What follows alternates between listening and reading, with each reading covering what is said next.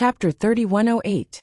From the looks of it, it seems like we have the upper hand right now, but as time passes, we'll definitely be at a disadvantage. Master wants us to kill her if we can't capture her alive. Hall Master, you should make a decision soon. The ghost-face Hall Master turned around and swept him a cold glance. What can a little girl change? Master is truly too cautious. That masked man chuckled. It's precisely because of this caution that Master was able to secretly develop our organization to this extent. The ghost-face Hall Master didn't say anything else. He muttered to himself for a moment before nodding slightly. Execute Plan B then. Arbor raised his small hand and took the full consultation fee bill from Madame Gowen's hand. He was about to leave. Just as he was about to leave, he saw Ollie supporting a person over and shouting anxiously, "Quick, quick! Young Master Do, quickly come over and take a look. No need to be so nervous, it's just a small scratch." Ming Yasi involuntarily shook his head when he saw his younger brother making a big fuss with bulging veins. He was currently looking down at the wound on his arm that was grazed by an arrow. When he looked up, he just happened to see the little stoic's expressionless face. His heart skipped a beat for no reason, and Ming Yasi opened his mouth to speak. On the side, Ollie blocked in front of him defensively and glared at Arbor. "Get out of the way. Don't block the way if you have nothing better to do. Don't think that I don't dare to hit you just because you little girl's body has shrunk. I'm the kind of person who can even hit an 80-year-old woman, let alone a damn girl like you." Ollie put on a strong front, but was actually weak inside. But he was a bit apprehensive as he looked at Arbor in his heart. To tell the truth, after a few encounters, he had truly suffered many losses at the hands of this little girl.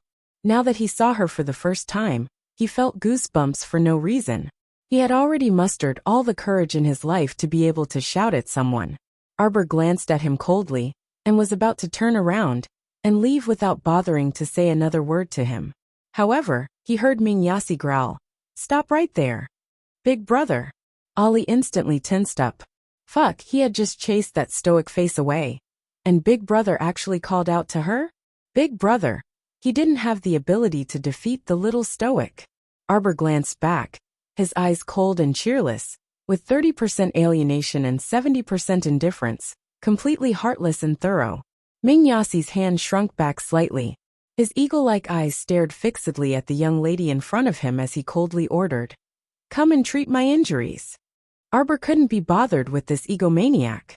He jumped down from the rock and took the umbrella that Madame Gowen handed to him. He then turned around and rushed towards Qi Xianxian and the others. Unexpectedly, Ming Yasi was tall and his strides were large. In just a few steps, he had already blocked her path. "What? You only know how to poison people and not save people? Looks like it's because your medical skills aren't good enough." Ming Yasi's lips curled as he indifferently said, "Why don't we make a bet? If you can heal my wounds within a minute, I'll give you 1,000,000 spirit coins, plus a stalk of our Ming province's unique purple netherworld grass. How about it?" Sir Jojo, who was about to leave halfway through, suddenly turned back and raised a small hand, extending it in his direction. Ming Yasi snickered inwardly and took out a stalk of grass glowing with purple light from his inner world. Chapter 3109. Lady Xiqiao tilted her head and looked at him carefully for a while. Then, she raised her head and nodded at him with a cold expression. "Aha." Ollie couldn't help but roll his eyes. "You haven't even seen the injury on my brother's arm, and you've already agreed to it. What if you can't do it? Why is he so annoying?" Xiaomu coldly glanced at Ollie and retorted, "Isn't it annoying for a man to talk so much?" Where am I? How is he annoying? Didn't he just open his mouth and ask a question? How is he annoying? Annoying? Are you going to shut him up or not?" Arbor said coldly, "Brother, look at her." "Shut up," Yasi said coldly. Ollie suddenly felt as though the sky was falling. He turned his head, his eyes glistening with tears as he looked pitifully at his brother. Yasi patted him on the shoulder. "I'm trying to save you. You don't want to be a mute for the rest of your life, do you?" Ming Yas casually found a damp rock and sat down. He raised his arm slightly and said with a cold expression, "Watch." Lady Qiao Qiao walked forward and stepped on the water on the ground. She jumped onto the rock beside him and squatted down. My arm was injured by Emolien before, Yasi said coldly. Now that he's injured, that's just adding to his injuries. Are you sure you can heal him in one go? Dark Yes asked coldly. If it wasn't for Emolien, how could those men in black hurt me? Can you shut up? Arbor looked up at him impatiently. The two men looked at each other.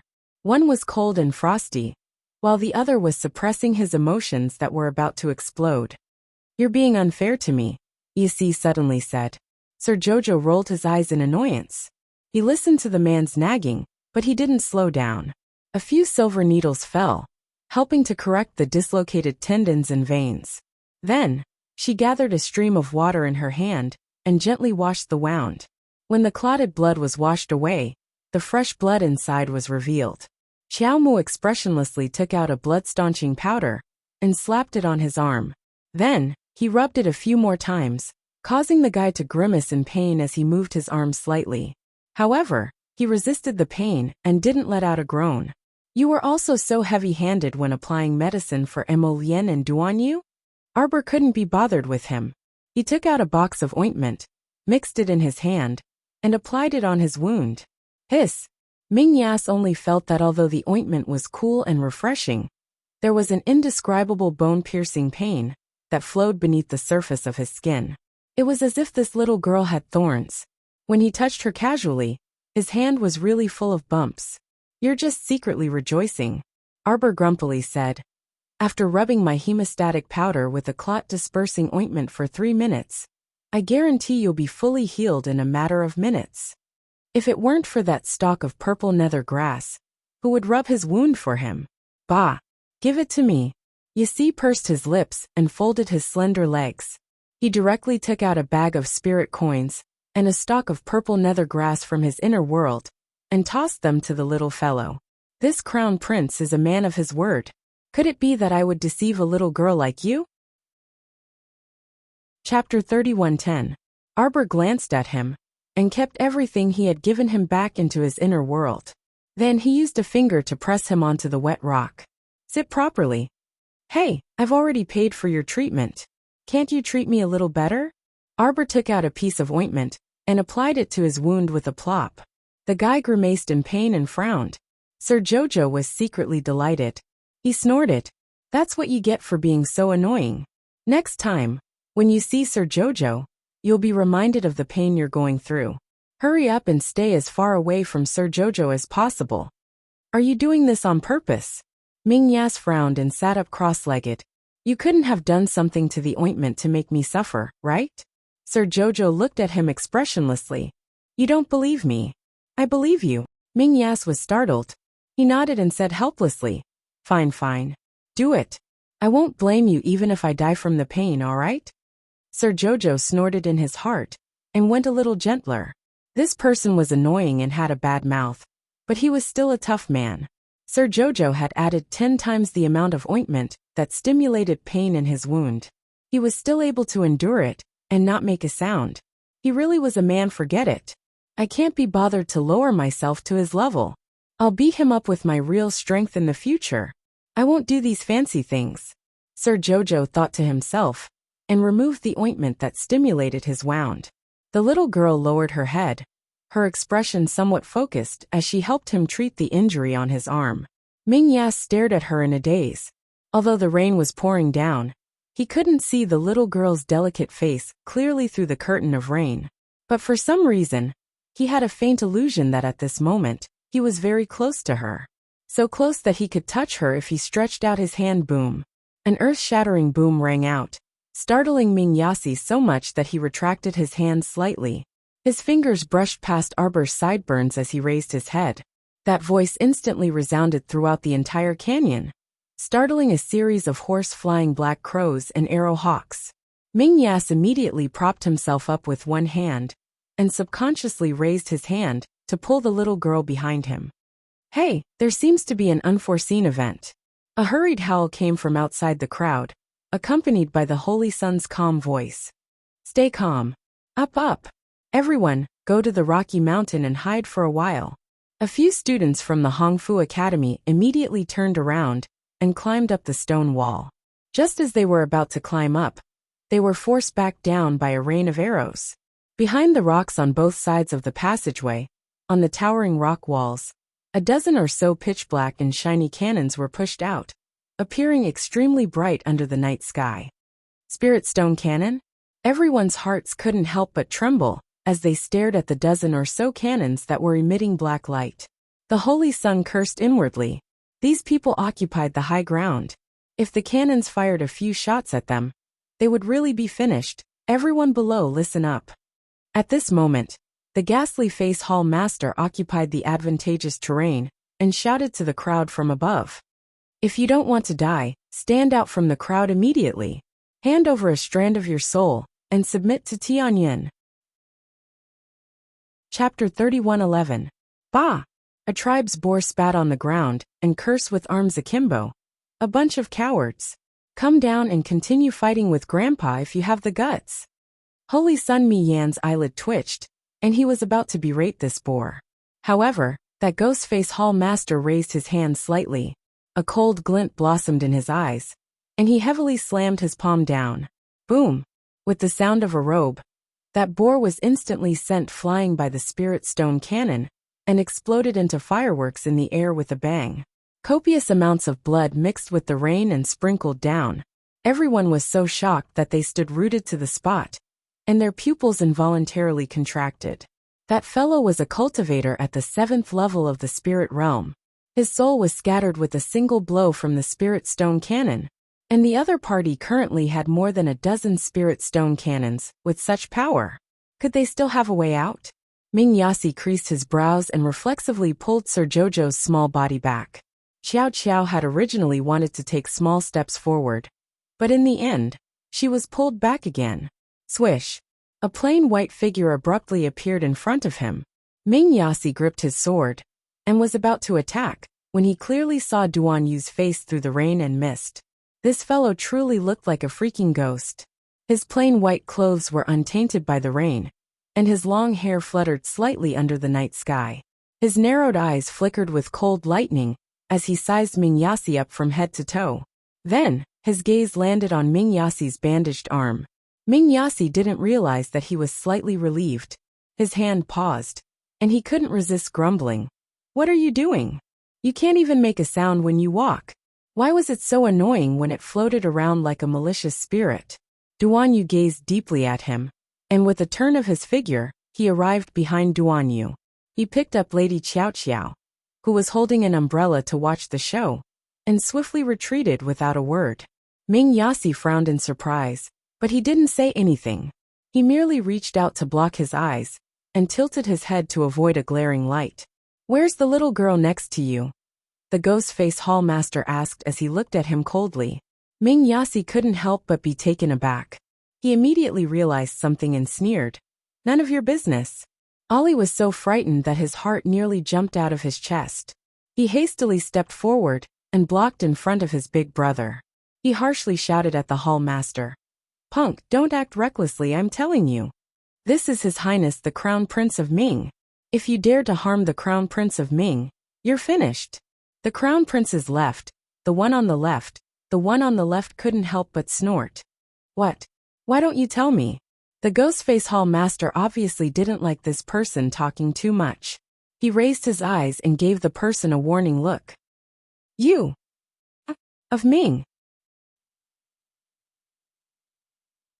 Exclamation point. S. Yasi! Exclamation point. Bang!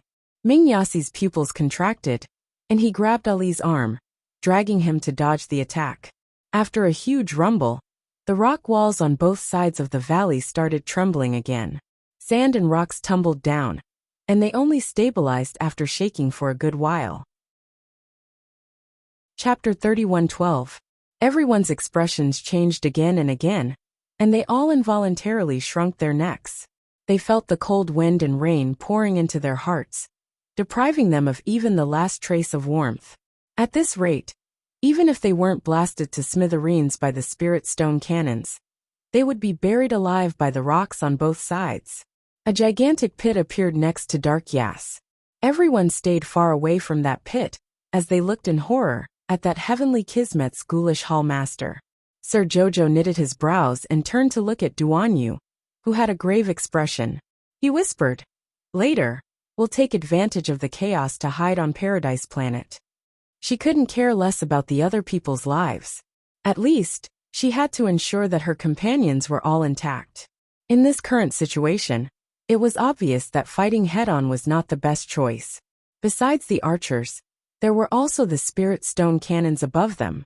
Everyone had witnessed the might of those spirit stone cannons with their own eyes earlier. A level 7 spiritual cultivator would become cannon fodder in a matter of minutes. She naturally couldn't let everyone take the risk. So the best solution now was to hide on Paradise Planet. As for the others, they had to pray for their own good fortune. She wasn't a savior, so how could she save so many people? Duanyu looked down at her and reassured with a smile. "Don't worry, it'll be fine." Where's my Lien?" Arbor recalled that she hadn't seen her Lien for a long time, and her small head looked left and right. She then glanced at Duanyu suspiciously with a stoic expression. "You two didn't secretly do something big behind my back again, right?" "We didn't."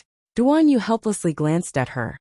"Later, if we can avoid hiding on Paradise Planet, then don't go in to avoid being discovered.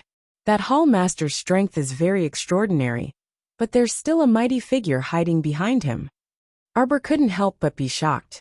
Her divine conscience could sense the fluctuations of that Hall Master's divine energy, but she couldn't sense anyone else. This meant that the cultivation of the person behind the Hall Master was probably more than just a bit higher than hers. If it weren't for Duanyu's reminder, she wouldn't have known that there was someone hiding behind the Hall Master. "That person is only a strand of divine conscience hiding here," Duanyu said softly. Arbor was even more shocked when he heard this. Just a strand of divine sense was already so powerful. It could be seen that the person's cultivation base was probably above Lien's. Arbor looked at Duanyu worriedly and said, "Forget it. If it's really dangerous later, we'll..." "Jojo. In short, I can't just stand by and watch all of you fall into danger. At most, the fact that I have a spirit domain will be exposed. If it is exposed, then it is exposed.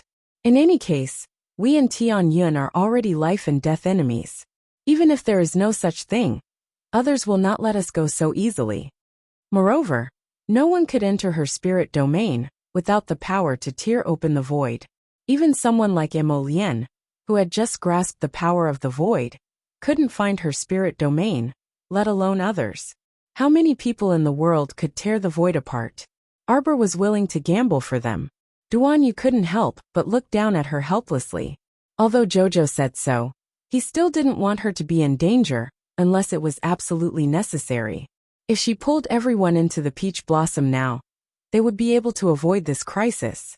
However, the exposure of her spirit domain was no joke. How many busybodies would covet it and chase it down? Duanyu almost didn't dare to think about it. Chapter 31:13. At that time, his Jojo would never have a day of peace. He didn't want her to have to live such a life. After all, anyone with keen eyesight would naturally be able to smell something unusual. If the aura of the opening of the spirit domain leaked out, even normal cultivators would be able to sense it, let alone that mighty figure hiding behind the Hall Master. No way, he couldn't let Jojo bear this kind of danger. He didn't tell Jojo that the Hall Master was a peak venerable immortal, not someone anyone could casually provoke. Duanyu reflexively grasped her petite hand. "You're not allowed to act on your own. We will resolve this matter, just do as you say." Sir Jojo rolled his eyes. "That Hall Master is still calling for me. I'll go meet him, and buy some time for Lien." How could the little fellow not understand? Jojo's Lien must have snuck away by herself. Otherwise, why wouldn't he appear by now? These two must have secretly discussed a countermeasure, and just wouldn't tell Jojo. Duanyu couldn't help but chuckle bitterly as he poked her head. "What can you do with your short stature and short legs? You're the short stature and short legs. Watch me." She kicked her two short legs. "I'll go buy some time." Jojo. Seeing her glare, Duanyu had no choice but to let go of her and put her on the ground. "Don't worry. What can happen to me? I'm just chatting with them." Sir Jojo patted her calf. Right, her height only reached his knee. How heart-wrenching. She was indeed short enough. Was she ever so short when she was young? Impossible. Duan Yu couldn't resist wanting to laugh. But he was also a bit worried. With Qiao Qiao's stoic face and her attitude of chatting with people for 2 years, what kind of nonsense could she talk to others about? Duan Yu's gaze was fixed on this bean-sprout-like person as she strode toward the front of the crowd. Ollie was quarreling with the ghost mask hall master.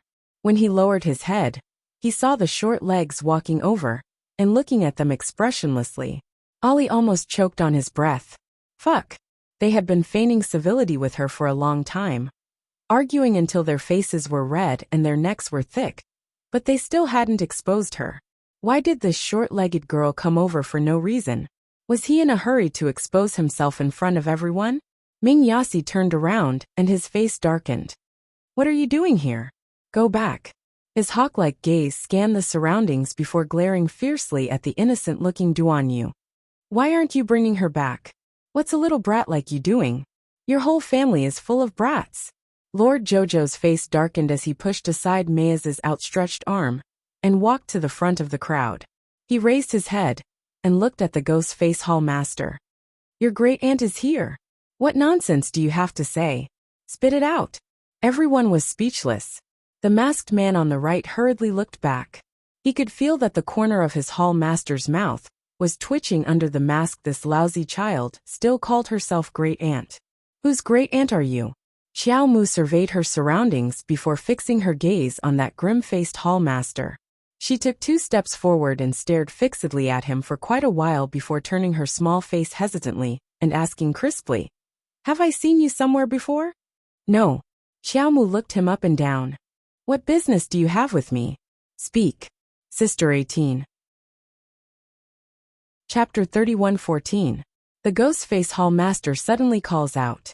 A lightning-like figure lands in front of Arbor with a boom. Half of the rotting face turned around, and half of the white eye was staring at her without blinking. Lord Jojo hurriedly takes a step back and crosses his arms in a defensive posture. Why are you so ugly? Can't you find a good-looking corpse puppet to fight with me?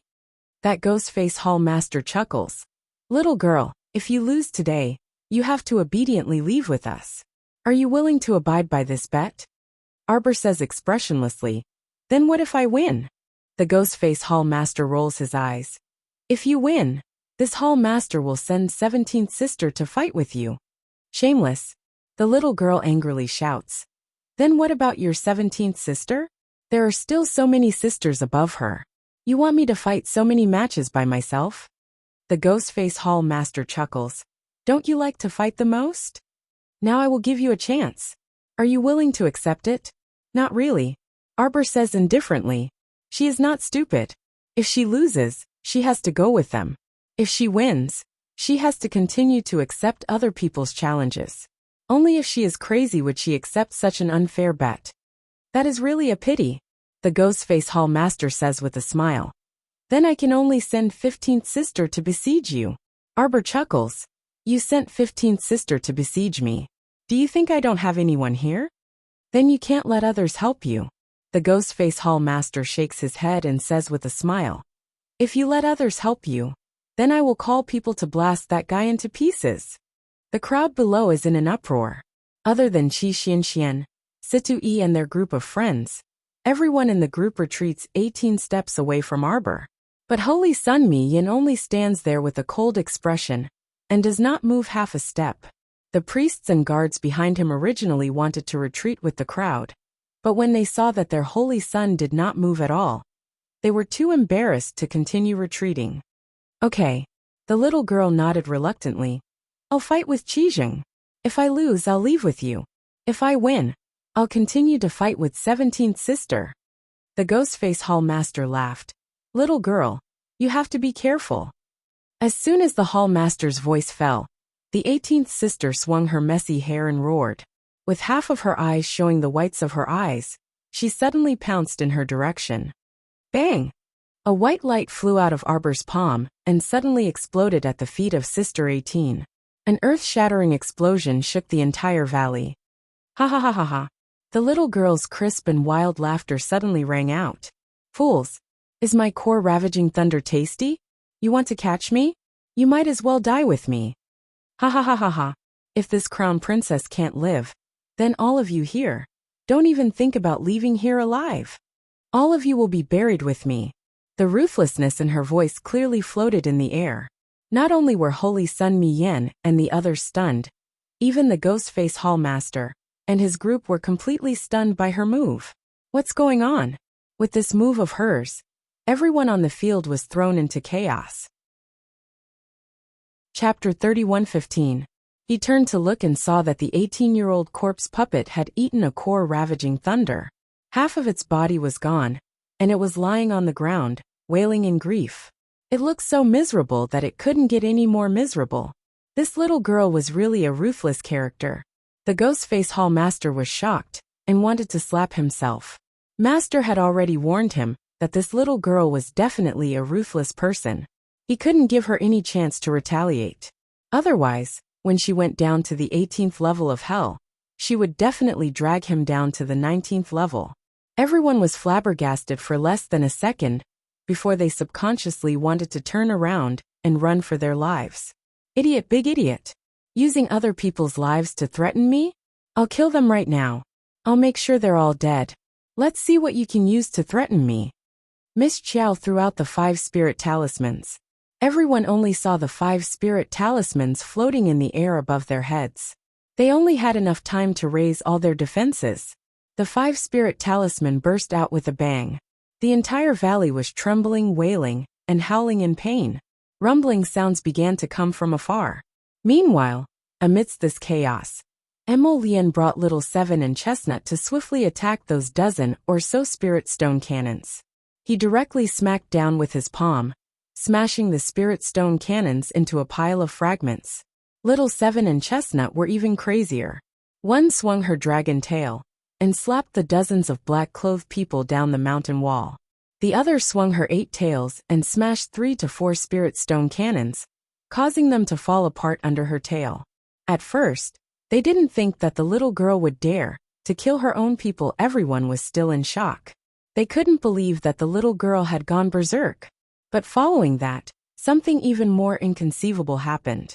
The dozens of threatening spirit stone cannons on the mountain wall were destroyed one by one. This time, the Ghost-Face Hall Master and the others were caught off guard. After thinking it through, they couldn't help but gnash their teeth in hatred towards Miss Chiao. This little girl had purposely created this chaos. She killed those team members herself. The 5 spirit talismans were all in her hands. If she wanted them to explode, they would explode. If she didn't want them to explode, would they explode? And even if they exploded, she could control the 5 spirit talismans easily. She could adjust the explosive power within a small range. A group of adults had been tricked by a child.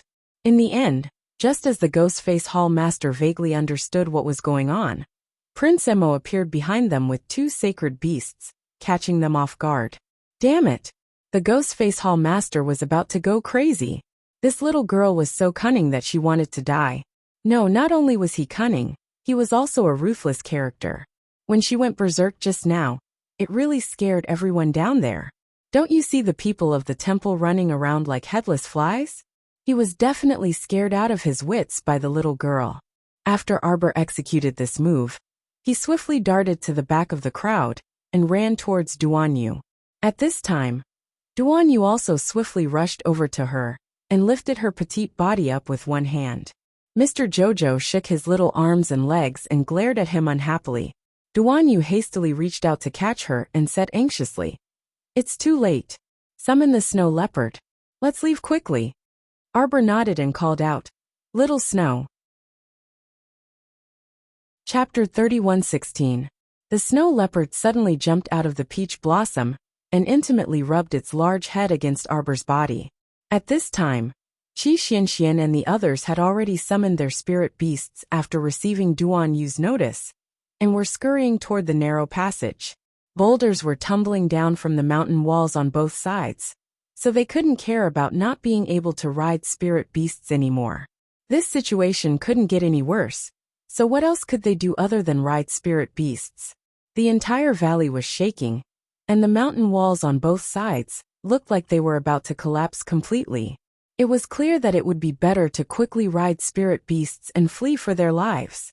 Duanyu tossed Sir Jojo onto the snow leopard, and Duanyu followed suit. He supported Sir Jojo with one hand, and set up a defensive boundary on the two of them with the other. Without needing the two of them to say anything, that snow leopard had already spread its 4 hooves and shot out with a whoosh. It scuttled in front of several spirit beasts at lightning speed, and dashed toward the narrow passage. At the same time, the flustered and exasperated Ghostface Hall Master had already scuttled to the last undamaged spirit stone cannon with a whoosh, and retreated while protecting the 2 cannoneers.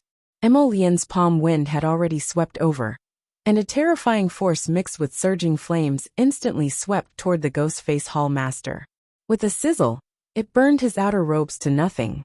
"Move aside!" A shout abruptly came from behind the Ghostface Hall Master. An elderly man with white hair and a ruddy complexion abruptly appeared behind the Ghostface Hall Master. His long beard danced in front of his chest, and his gaze was so sharp that it seemed like he could nail Emolien to death from a distance. Emolien smiled coldly at him, and her aura instantly soared. Layers of ink-colored lotus flowers spread out under her feet, forming a black ocean. "How about leaving all of them here for us?" As soon as she finished speaking, the entire field of ink-colored lotus flowers rose up, exploding into black shadows in the air. The air in this area was cut apart, and the entire space formed an inverted wind gap. A hole was torn open, and a gloomy cold wind came out from the void. The old man's shadow trembled slightly, and his entire body floated up in an inconceivable way. His white hair and eyebrows danced on his face, and his pupils had already shrunk to the size of a needle tip. Void! Void power! Boom! The entire valley instantly cracked open. It was as if a powerful earthquake had occurred, and the entire valley was destroyed by the power of the void, leaving nothing behind. The mountain walls on both sides of the river poured down in torrents, as if they were being destroyed by a mountain torrent. Looking from afar, they could only see smoke rising from the valley. Gravel was flying everywhere, and dust was rolling all the way towards them. "Jojo's run." Jojo hurriedly turned his head to look, but his eyes widened in shock. The entire valley was destroyed. Jojo's lotus. "Don't worry, Jojo. You forgot that Run can tear open the void. He will definitely be fine. He will come over." Arbor thought about it, and his heart was slightly relieved. However, he heard the sound of a cannon behind him. Boom! Arbor looked back again, and saw that the student of Lanyang Academy, who was driven away by Holy Sun Mi Yin, was instantly blown to pieces by the spirit stone cannon. Before he died, he looked at Jojo's expression, and he was still very shocked. He probably did not expect that he would not even be able to reach the secret realm. Chapter 31:17. Xiaomu looked at him without any ripples in her heart. This was also the path that this person had chosen. If he had left peacefully when Mayan chased him away, and stopped following them secretly, he would have been able to keep his life. Now there was no turning back. Therefore, every choice that a person made at every stage of their life would affect their future. As for life and death, it was really hard to say. "They're coming," Arbor said in a low voice. He waved his hand and hundreds of explosion talismans flew out. He threw them over. Bam bam bam. Bam bam bam.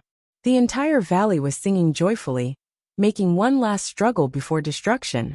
After the destruction of the Red River Canyon this time, it would probably no longer exist. How could they still care about whether or not they were injured by the rocks? Their eyes were red from running. They punched the rocks flying at them. When they saw vines obstructing their escape, they immediately used their swords and sabers to slash at them. Sometimes they even slashed at their companions by mistake. At this time, no one made a sound. In the midst of the chaos, Arbor saw that the hall master with the silver ghost mask was sitting on a yellow-spotted mountain tiger, chasing them at high speed.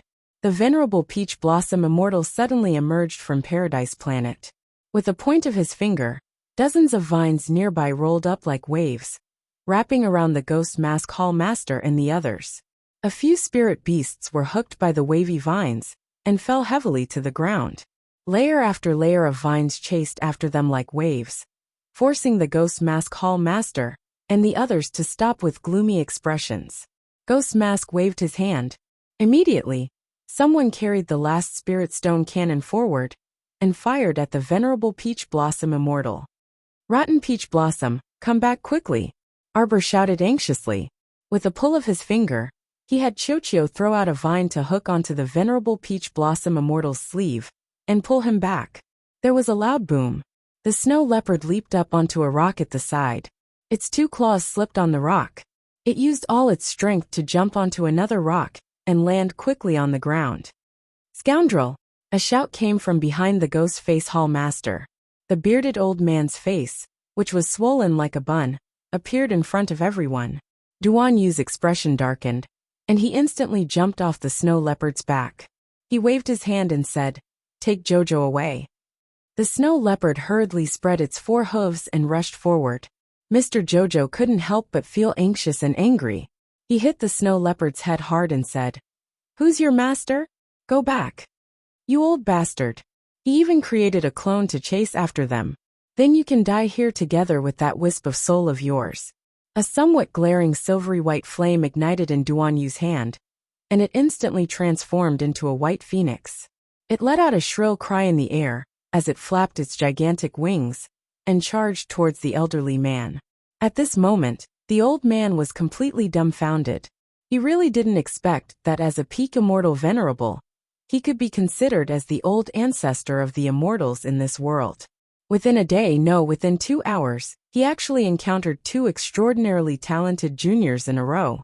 One of them was able to tear open the void with a sacred fire and instantly tear apart his soul. Not only that, but that scoundrel also viciously beat him up. Look at how badly the old man was beaten up. Chapter 31:18. That wisp of divine soul was crippled in that punk's hands, causing his grandfather to suffer greatly. Yet this fellow in front of him actually ignited the Devil Emperor's fire that had disappeared for 1,000 years and made the demonic fire take form in a matter of minutes. How could he, an old grandfather who had cultivated for several hundred years, endure this? Was the way of the world so demoralizing now? Was he unable to keep up with the times? Or were these 2 youths not people of this era in the first place? The old grandfather gloomily scratched his ears and cheeks.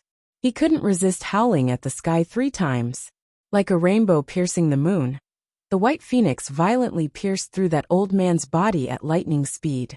This caused the old man to open his mouth in pain, and his entire face became distorted.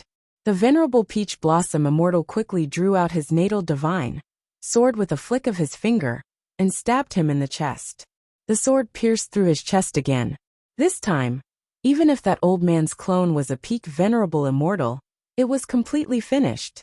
The venerable Peach Blossom Immortal looked back meaningfully at Duan Yu. "Punk, you're at the Transcendent God Realm, right?" This punk pretended to be a Transcendent God Realm rabbit all day long to swindle people. Duan Yu's complexion was slightly pale, and he tossed him behind him. "Go to Jojo's." Then his figure flashed, evading a spirit stone cannon shot from the flustered and exasperated Ghostface Hall Master. Boom! Boom boom! Everyone was scared witless and hastily ran forward, probably using all the strength their parents gave them to drink milk. The venerable Peach Blossom Immortal looked back. "Hurry over." Still concerned about the little ancestor, the venerable Peach Blossom Immortal quickly turned around and chased in the direction of Arbor. He hadn't run far when he saw the little snow leopard running towards him. The venerable Peach Blossom Immortal quickly dashed forward and jumped onto the snow leopard, picking up that little ancestor. "Why did you come back? Hurry and turn back." That spirit stone cannon was no joke. Even he wasn't willing to clash head-on with that thing. "Where's Duan Yu? What could happen to Duan Yu?" "Don't worry, he'll catch up in a moment." "Little Snow, hurry and turn back," the venerable Peach Blossom Immortal ordered. The little snow leopard hurriedly turned around and sprinted away. Then it turned around and ran away again.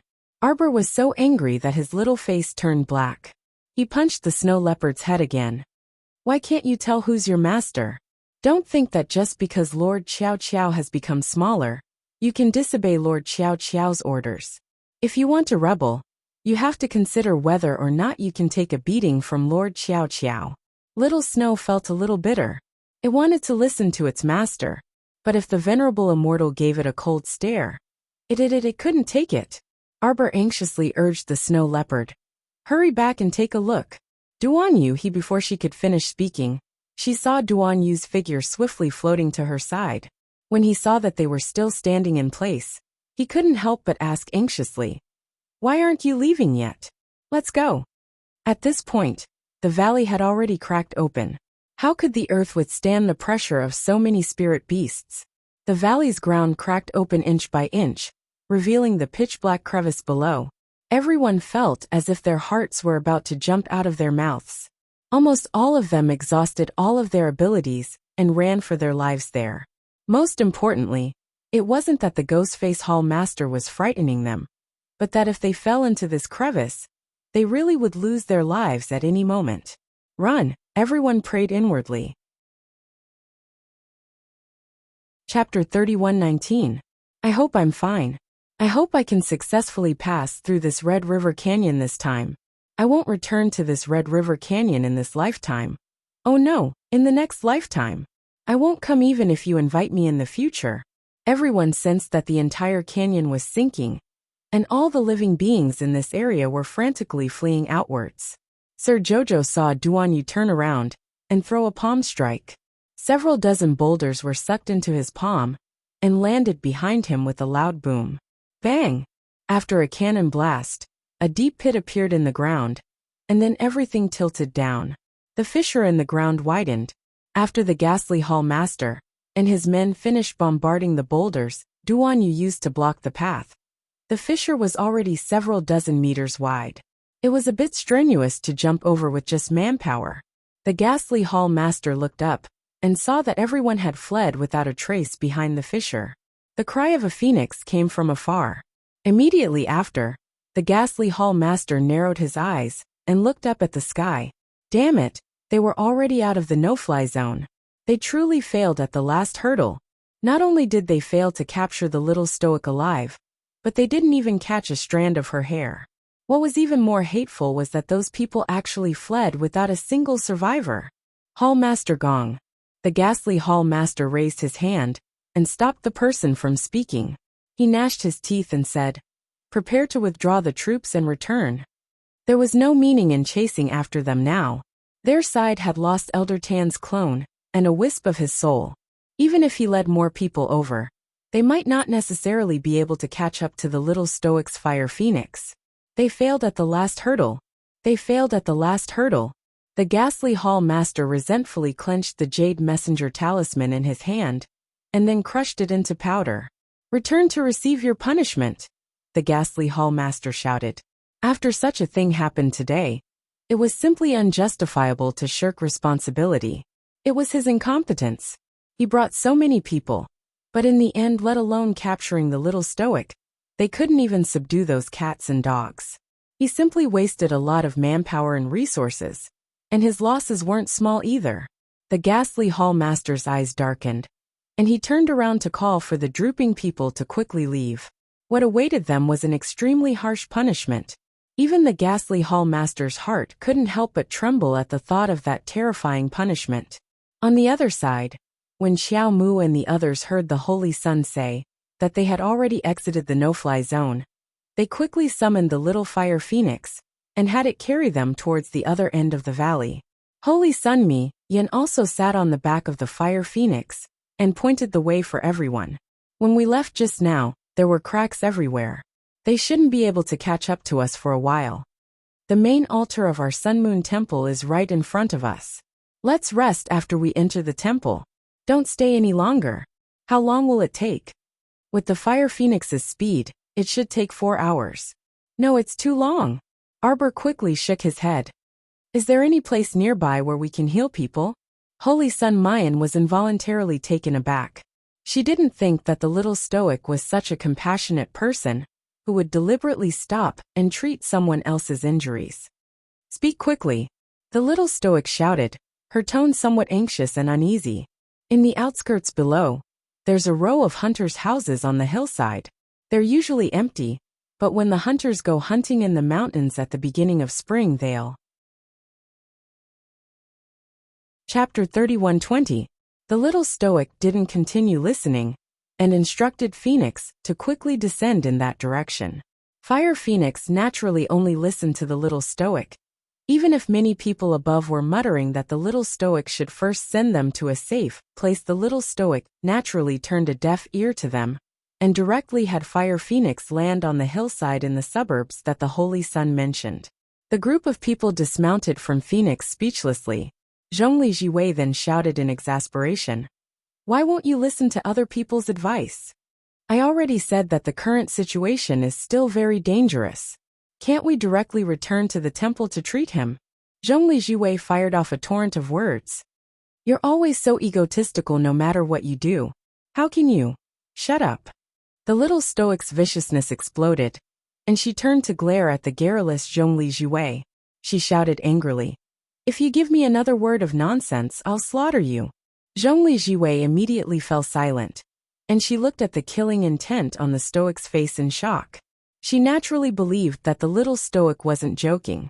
When Zhongli Jiwei said the word kill to her with a murderous look on her face, the way she gritted her teeth, in Zhongli Jiwei's eyes, was a bit sinister and terrifying.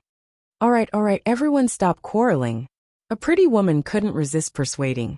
"Jiwei, Miss Qiao is anxious to save people, so let's not obstruct her for now." "That's right, Long Min is right. We escaped from the tiger's den with great difficulty, so let's not fight among ourselves now, all right?" Qin Jiu also couldn't resist saying, "Besides, my eldest brother also suffered very serious injuries. Miss Jojo, you should also take a look at my eldest brother later." Arbor turned to look and saw Qin Xian leaning on Qin Jiu. Sure enough, his face was a bit pale, and his eyes were slightly closed, his eyelashes trembling. When did he get injured? Arbor was a bit puzzled, but he didn't have time to examine Qin Xian's injuries right now. Instead, he grabbed Duan Yu's hand and forcefully pushed him into a wooden shed. "Get in here," the little stoic reprimanded in an unpleasant tone. After Duan Yu was taken aback, he blinked at her and questioned, "Jojo, what are you doing? Stop pretending." Arbor glared at him angrily. Come in." Duan Yu was startled by her overflowing fury. Seeing that the little emperor was angry, he quickly and obediently walked into that wooden shed and sat down, obediently waiting to be shaved. The wooden basin built by the hunters was very sturdy and spacious. Seeing this, Qin Jiu hurriedly helped his eldest brother into the basin. His second brother was nowhere to be found. If something were to happen to his eldest brother, he wouldn't be able to face his father when he returned. Hence, even if the little stoic mocked or scolded him later, he still requested the little stoic to examine his eldest brother's injuries. At this time, the little stoic was already holding a needle bag and ointment as she walked toward him with a face brimming with fury. Ming Yasi followed her in and said sourly, "You made everyone stop here because of him? What was so good about this kid? Why did the little stoic take a liking to him?" He examined himself from head to toe. From his looks to his family background to power or wealth, there wasn't a single aspect that was inferior to this guy's. Why was he so disliked by the little stoic? The stoic's face was taut, so how could she be happy to say a single word? Hence, our dear Ming Yasi was naturally ignored by everyone. Chapter 31-21. It was so infuriating just thinking about it. Moreover, he was her fiancé who had a marriage contract with her. Why wasn't he liked by others? "Behave yourself," Arbor roared at Duan Yu. The latter instantly felt like time had turned back. In his hazy state, he actually caught a glimpse of that little stoic on Hulun Mountain punching and kicking him. The current little stoic was even 2 years younger than when they first met back then, but her aura was still the same. I'm very well behaved." Our dear Duan Yu instantly cowered. Arbor couldn't be bothered with him, and directly stepped on a pedal to grab his collar. His actions were truly as crude as one could imagine. On the side, Ming Yasi's eyes were about to pop out of their sockets. "What are you doing? Is there anyone who grabs a man's collar like you? Can't you get any better? You big liar. Don't talk to me." Arbor simply ignored them and forcefully tore open Duan Yu's collar, revealing a patch of scarlet collarbone. There was a large red gash on that collarbone, and the inner garment inside had long been dyed red with blood. You scoundrel, you. The little stoic's eyes were red from anger. I'm fine again, Duan Yu weakly said, but she immediately glared at him. How could he die from such a small injury? Moreover, they had been in a hurry to escape earlier, so how could they have had time to treat his injury? Big liar. The little stoic stepped on the pedal and forcefully pounded his head. He was bleeding so much, yet he said he was fine. Would he die if he didn't flaunt his abilities? I was just grazed by that spirit stone cannon's blast. I'm really fine. Duan Yu repeatedly consoled the little fellow. Just apply some medicine on me, and I'll be fine tomorrow. SSSS. Ouch, ouch, ouch, be gentler. Ming Yasi watched from the side with a sour taste in his heart. They were both applying medicine, but the difference in treatment immediately manifested itself. How could this small injury on this guy's collarbone be as deep as the injury on his arm? Look at how anxious the little stoic was over a mere graze. It obviously differed from person to person. I'm telling you, if you don't know how to take care of yourself in the future, don't stay with me. I don't want to keep thinking that you're going to die someday. She hated being with weak little animals the most. Who knew when they would die and cause her to be sad? Duan Yu nodded obediently like a chick pecking at rice. You people only know how to make trouble for me. One moment this person is injured, the next moment that person is injured. It's like I'm carrying a bunch of flower buds. I've been worried sick about you all this time. Duan Yu, Qin Jiao, Duan Muqing, Situ Yi, and the others who had just stepped through the door were speechless. Why do I want to laugh so much? Everyone looked at Duan Yu sympathetically. Our dear Duan Yu's eyes darted around before he hastily smiled fawningly at the little stoic. Jojo, let me tell you some good news. Who wants to hear your good news? Arbor tightened his grip. Duan Yu immediately wailed pitifully. Ouch, ouch, Jojo. My injury isn't that serious, but I'll treat you to death soon. The little stoic's small face was cold, and she immediately lightened her grip. Ming Yasi had been carefully observing from the side the entire time. He couldn't help but secretly despise Duan Yu in his heart, but he was also inwardly jealous. Was he still a man? It was just a small graze, yet he was wailing like a ghost and howling like a wolf in front of Jojo. No wonder Jojo called him a flower bud when he was so delicate. Chapter 31:22. But the little girl seemed to fall for this trick, seeing how she immediately lightened her hands and feet when Duan Yu yelled. This was truly a huge difference in treatment. Ming Yasi thought with a sour taste in his mouth.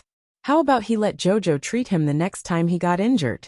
He could also try to imitate Duan Yu and howl like a ghost. Ming Yasi didn't know that the little girl was merciful toward him, because she respected him for being a tough guy during the treatment last time. If he really imitated Duan Yu and howled in grief, it might infuriate the little girl even more, and make her attacks even heavier. Ming Yasi inwardly labeled Duan Yu as a flirtatious bitch, and disdained this guy a million times. He immediately stepped forward and said, You're more or less healed, right? Let me take a look. My arm still hurts. The two young masters Do are idle. Go look for them. Duan Yu irritably shouted at him. Ming Yasi's face instantly darkened. I just paid. Duan Yu. Cough cough, don't quarrel, don't quarrel. Liang Qingqing walked up and said, I see that everyone is tired, so let's go cook something first. Then we'll see if we can stay here for the night. Jojo's treatment speed is very fast. You guys just need to line up here quietly. Ming Yasi angrily sat down on the doorstep. Duan Yu gave him a strange look. This guy had really steeled his heart, and insisted on having Qiao Qiao treat his injury. After Arbor cleaned his wound, applied medicine, and bandaged it with a clean cotton cloth. Only then did he toss away his blood-stained collar and fiercely shout at him.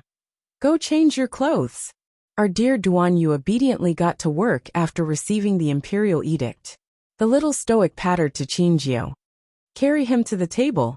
Qin Jiao was still thinking about how to beg the stoic face, so he couldn't help but be overjoyed when she took the initiative to come over. He quickly nodded, and carried his eldest brother to the table. Big brother was shot in the back during the chaos just now, and then he fainted. Xiao Mu expressionlessly flipped Qin Xian over. When she saw that there was indeed a short and small fine iron arrowhead stuck in his back, she involuntarily creased her brows. Why didn't you say so earlier?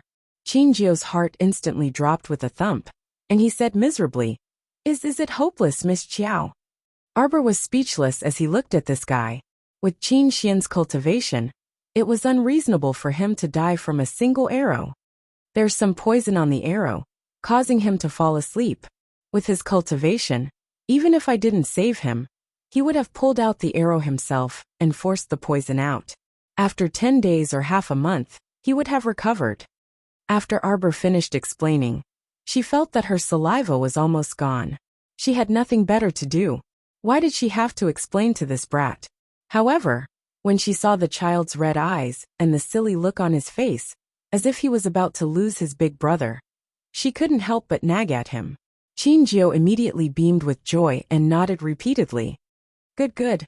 Miss Qiao, then thank you very much. I'll have to trouble you to treat my big brother. Let him recover as soon as possible. Xiaomu nodded and inserted 2 needles into Qin Xian's wound. Just as she was about to clean his wound, she saw Ming Yasi jump in front of her and say with a darkened face, My arm hurts. Treat me first. Why did he have to be at the back of the queue? He was the one who paid the money. I paid for it. He also has to pay, Arbor said irritably. Chapter 31-23. When Qingjiu heard this, he immediately nodded repeatedly and shoved the tactless Ming Yasi to the side. Go away. My eldest brother's injuries are serious, so let Miss Jojo treat him first. We will pay double. Duanmu Qing was watching from the side. When he heard Qingjiu, this fool, say this, he involuntarily curled his lips and looked at him sympathetically. You know how to cry. At this time, Duanyu had already changed into a clean, plain-colored robe and cheerfully ran inside. Jojo, I feel like I'm fine now. Arbor cast him a glance, but couldn't be bothered to pay attention to him. However, his subordinates had already helped Qin Xian remove the arrowhead, cleaned the wound, and applied ointment. They completed everything extremely quickly. All right, help your eldest brother away. Jojo, I just wanted to tell you a piece of good news that I haven't told you yet. Arbor was washing his hands. When he heard this, he turned to look at Duan Yasi and thought, Look at your sloppy appearance. I know you must be teasing me with a joke. Sir Jojo harumphed. Speak. Look at how many things happened on our way from the imperial city to the temple. Duanyu said, I feel that everything will go smoothly after we enter the mystic realm. Hey, I also think so. Qingjiu couldn't resist interrupting. Although I always felt that Duanyu was a bit unreliable, I feel that what he said today is especially reliable. The little stoic looked at them expressionlessly. I feel that you guys are all unreliable. Think about it. Our journey was filled with difficulties and dangers, right? This is simply too torturous. We haven't even entered the mystic realm, but we've already lost half of our people. Qingjiu couldn't help but sigh when he thought of this. I feel that our journey into the mystic realm this time will definitely go extremely smoothly. Ming Yasi snorted. I feel that you will soon be slapped in the face by yourself. Duanmu Qing twitched his mouth and didn't comment. He felt that it was enough to just listen. Arbor was currently bandaging the wound on Ming Yasi's arm. This time, he didn't make things difficult for him, and moved very quickly. It only took a few minutes for him to settle it. In the end, Mingya sat on the stool and looked down at his own arm in a daze. It's wrapped. Were there any attentive people? How could he be cured in such a short time? Earlier, when she was treating Duanyu, that idiot, she took a full 5 minutes. So how did she finish it in just 1 or 2 minutes? Could it be that he was just messing with her to fool her? Scram! Xiaomu grumpily shouted at him. Si Qiao Qiao's bandaging technique was skillful and fast, yet he still felt that it was not satisfying enough. She couldn't be bothered to continue talking to this guy. Duanyu's lips turned up as he walked up and waved his hand. Hurry and scram. It's almost time for dinner. It's not appropriate for an outsider like you to stay here. Qi Xianxian immediately nodded her head. The more people there were, the more dishes there would be. There weren't many dishes to begin with, so they couldn't add another person. I'll pay. Join us. No way. Duanyu immediately refused and pulled back Sir Jojo, who was about to leave. What are you going out for? Sir Jojo was a bit angry. How did this guy develop a habit of dragging Sir Jojo around for no reason? No, he had to quickly return to his original state. Otherwise, it would feel like Sir Jojo's status had plummeted. I'm going to see if my Lien is here yet. Chapter 31-24. Io, my arm is still hurting. Ming Yasi suddenly called out, causing Sir Jojo, who was about to step out of the door, to turn his head. How is that possible? She had examined his injury earlier. When she applied the medicine earlier, it was actually more or less healed. Later on, his arm was injured by the rain of arrows. But after she applied the medicine, it shouldn't hurt anymore. If it was quick, it would be healed in 2 hours. If it was late, it would completely recover by tomorrow. How could it still hurt? Ignore him, Jojo. He's a big liar. Duan Yu immediately exposed Ming Yasi's lie. This punk was truly despicable and shameless. He actually dared to use such a despicable trick to deceive his Jojo. Arbor thought about it and agreed with Duan Yu's statement. Big liar. She rolled her eyes at him. Just as she took a step, she saw a slender, ink-colored figure swiftly float in from outside the door, bringing with it a cool breeze. The little fellow's eyes instantly brightened when she sensed this familiar presence, and she quickly ran towards the door with her short legs. She threw herself onto his slender legs at once, and then there was a hint of grief. Jojo. Mo Lien hastily picked her up and carried her into his arms. He breathed a sigh of relief when he saw that her face was flushed red, and that she wasn't injured at all. Sir Jojo was instantly exasperated. Why did they all like to lift and lift? Lifting the little Jojo Emperor? The little fellow glared at him with round eyes. As soon as Mo Lien met her eyes, he instantly felt a bit guilty. Thinking back, he didn't do anything wrong. He quickly scooted forward and whispered to his wifey. What mistake did I make? You and Duan Yu, these two big liars, teamed up to deceive me. No. Mo Lien quickly denied it. What a joke, would he admit it? Duan Yu naturally also denied it later. No such thing. Don't think Jojo is an idiot. Arbor glared at the man in front of him in displeasure. You two clearly discussed this. One will help me escape, and the other will completely destroy the valley, so that the pursuers won't be able to catch up. Mo Lien peered at Duan Yu with an odd gaze, his gaze clearly stating, You punk confessed? Duan Yu was helpless. I didn't say anything. Jojo guessed it. Jojo's so smart. Don't change the topic. Lady Jojo smacked him on the head. Her current height was high enough to hit someone's head. He couldn't even do it in the past. Mo Lien looked at her, both amused and exasperated. Strange. Why did he have the illusion that Jojo liked to hit him on the head out of habit? His wife wasn't that violent? Chow. There won't be any problems if we work together on this matter. Didn't we successfully escaping? Duan Yu's injured. Mo Lien was startled, and he sized up our dear Duan Yu, whose complexion was still pretty good. He just knew that this guy would be fine. He quickly stretched out his left paw and handed it to Jojo. He cried out pitifully, I'm injured too. It hurts so much. Quick, wifey, let hubby take a look. Ming Yas almost knocked his head against the door frame. He thought that Duan Yu was already shameless enough. He pretended to be delicate in front of Xiao, insisting that Xiao treat him gently. He didn't have the slightest bit of manliness. He didn't expect Mo Lien to be even more shameless. Chapter 31-25. Look at his left paw. Wasn't it just a little bruise? He was pretending to be something big. Arbor quickly pulled his paw down and directed him to carry him onto the table. Then, he stood there with Arbor's paw raised and expressionlessly applied the bruise-dispersing ointment. How did you get hurt? Duan Yu couldn't resist twitching his mouth, as he inwardly cursed shameless. It was obvious that this guy's injury was caused by beating someone up with all his might. How could this freaking be considered an injury? Sure enough, only shameless could trick Jojo. He was still too pure. He was beaten up. Mo Lien shot a look at Duan Muqing and the others, who were staring blankly at the side. The group of people walked out with twitching mouths. It wasn't long before they shouted from outside, Jojo! Time to eat! How could Sir Jojo not know that this group of people was instigated by Lord Mo to come help? She couldn't help glaring at him in amusement and exasperation. Put Sir Jojo on the ground. Yes, my lord. Prince Emo was all smiles as he lifted his arms to place her on the ground. Then, he followed her short legs pattering as they walked out of the wooden shed. The heavy rain had already stopped, and the night sky above the hillside was sparkling with stars.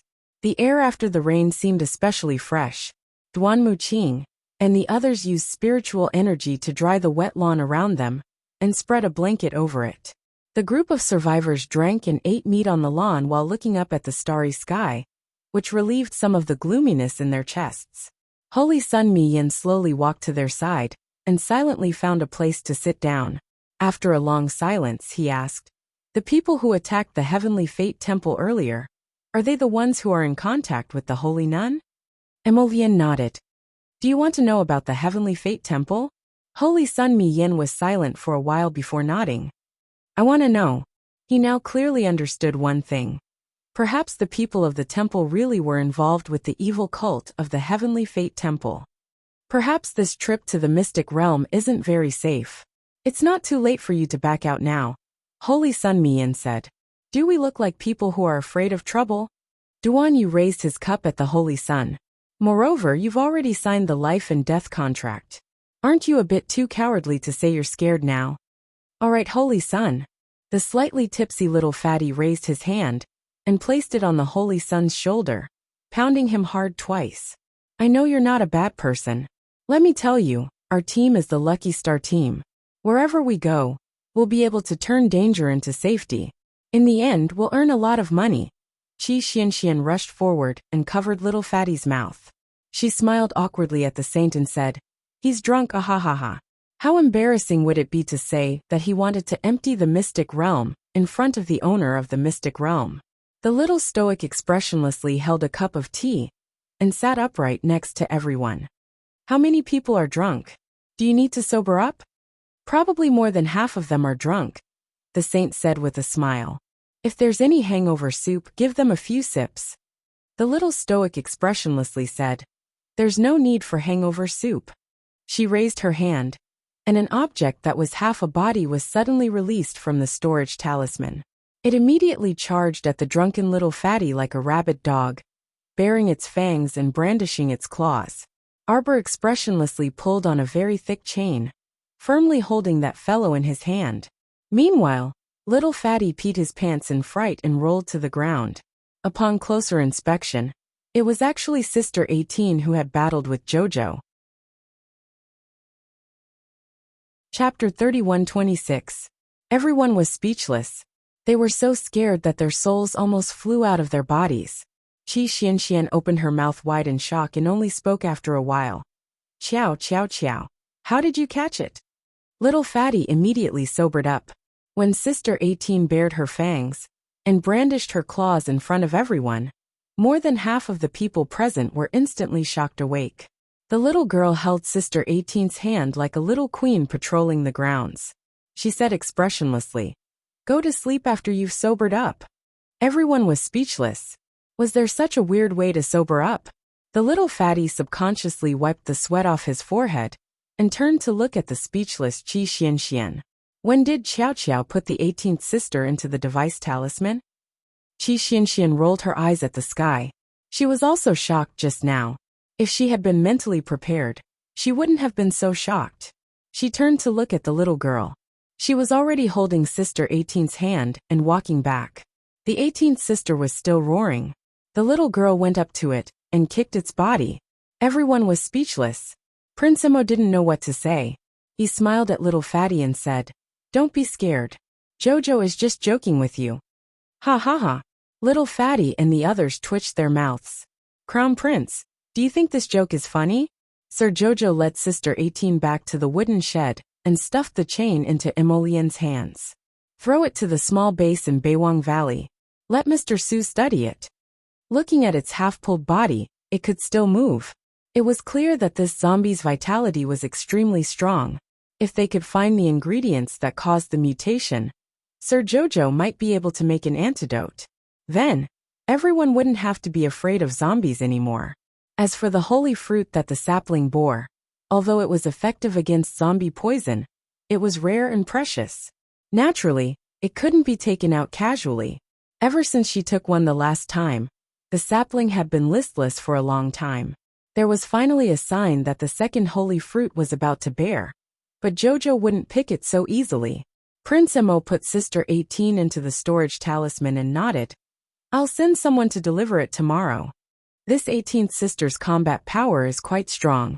Pay attention to your defense, and don't let her attack anyone. Looking at this damn thing, its body had become half and half pulled, but it was still able to crawl around so quickly. It could be seen that the drug that caused this transformation was really amazing for Tianyun. To be able to concoct this kind of corpse poison, it meant that he should have a team of medical pharmacists who specialized in research, operating behind the scenes. But to be able to research such a powerful corpse poison, wouldn't it be better to do something that would benefit humanity? Why did he have to do something against humanity? As Arbor thought of this, he shook his head, took Emolien's hand and said, You lay down a defensive barrier for me. I will go to the Paradise Star to draw some talismans and make some spiritual recovery pills. In the previous battle, the 5 spirit talismans and spiritual recovery pills were almost used up. She had to replenish them in time. She didn't want to regret not having enough talismans when it was time to use them. She preferred to take precautions in everything she did.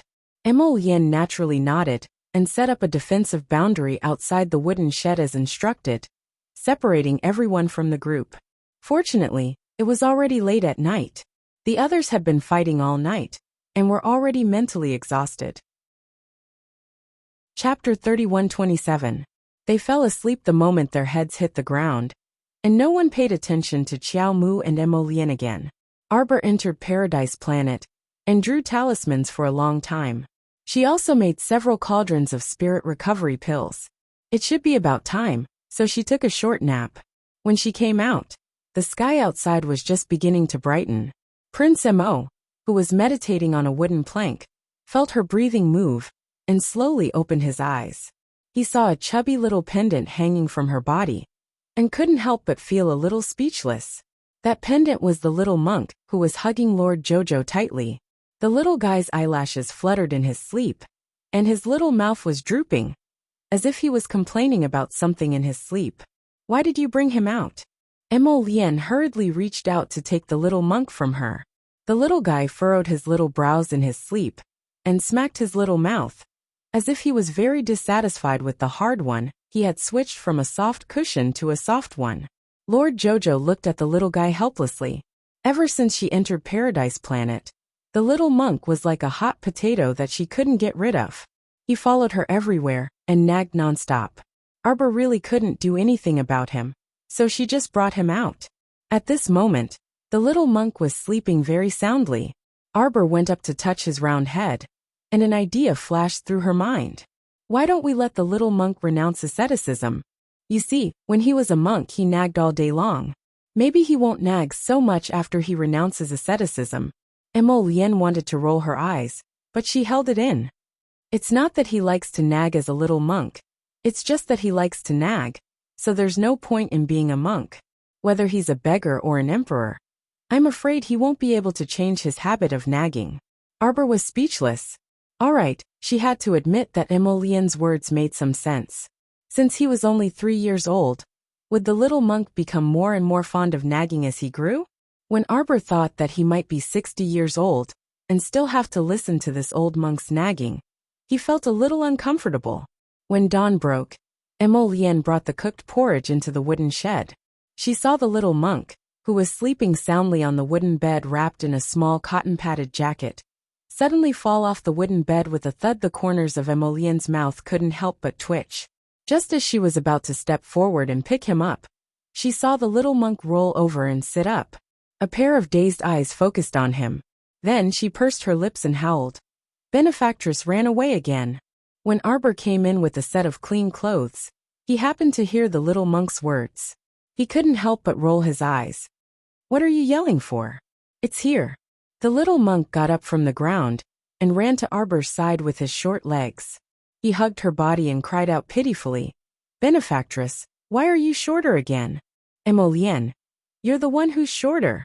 Hearing Jojo's loud roar early in the morning, the little fatty, who was washing outside, almost swallowed a mouthful of mouthwash. Hey bro, last night, was my eyes playing tricks on me?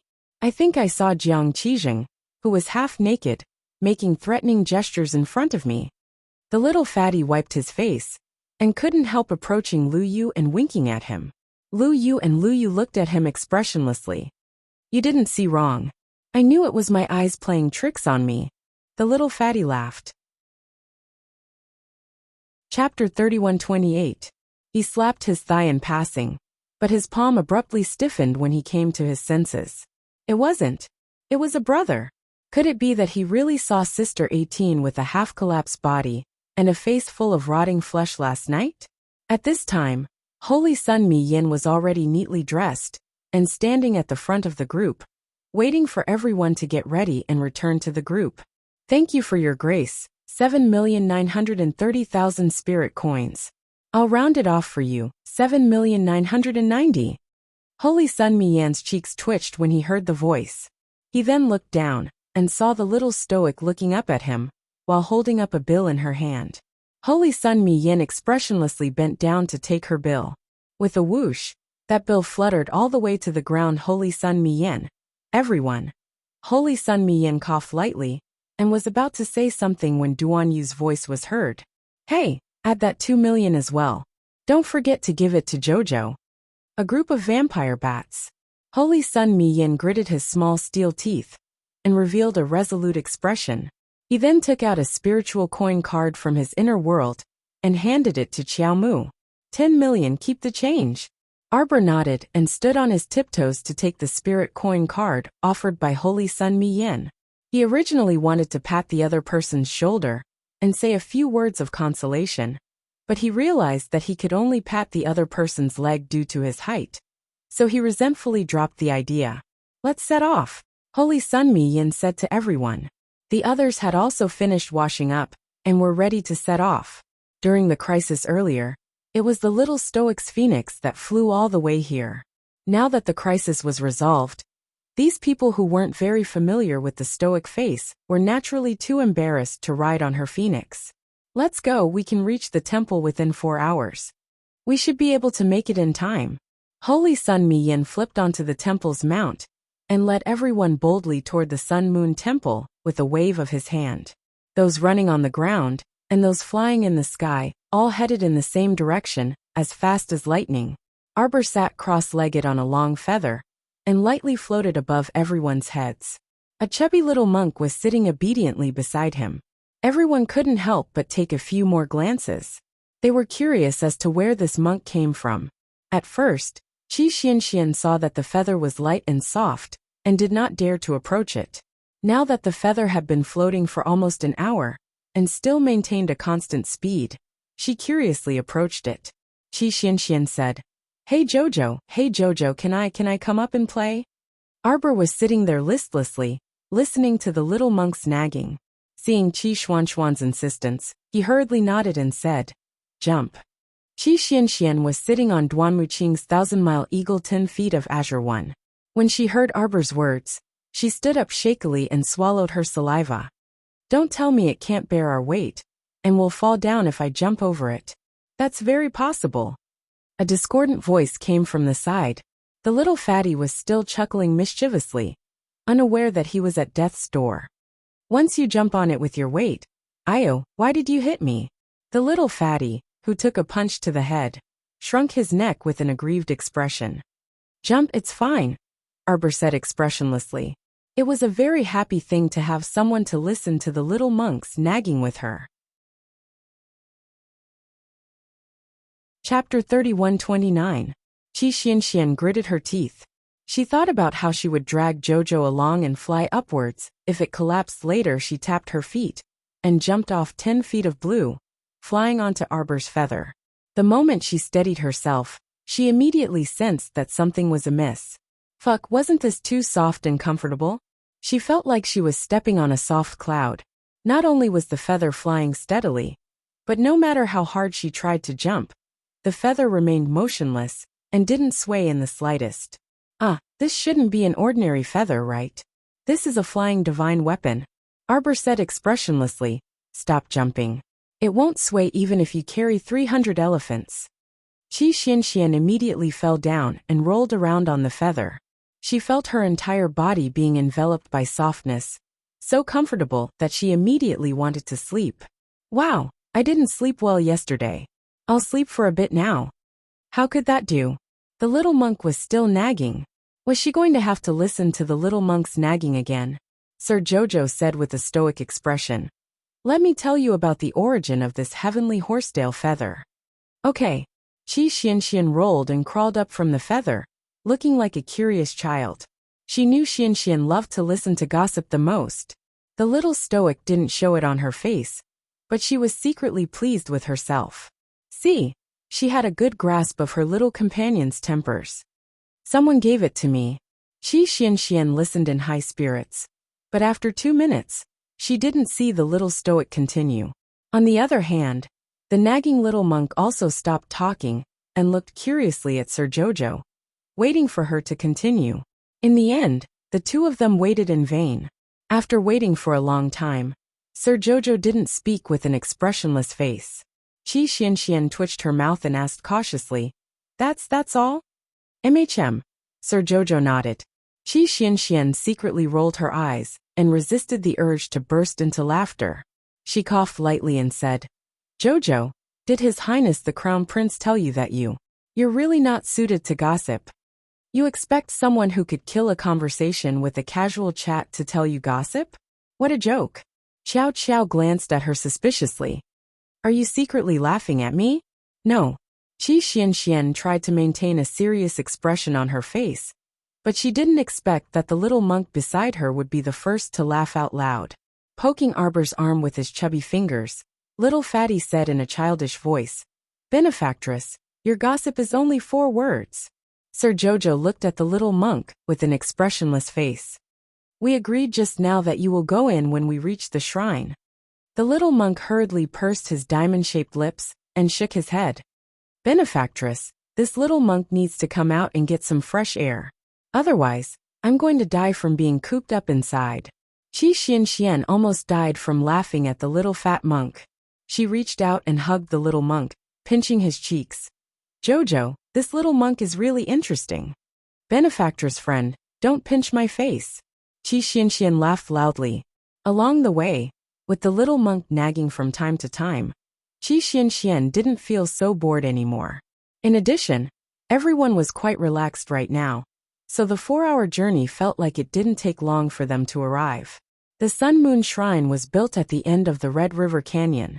At this time, after 4 hours of shaking, the Red River Canyon had long since stopped. Chapter 3130.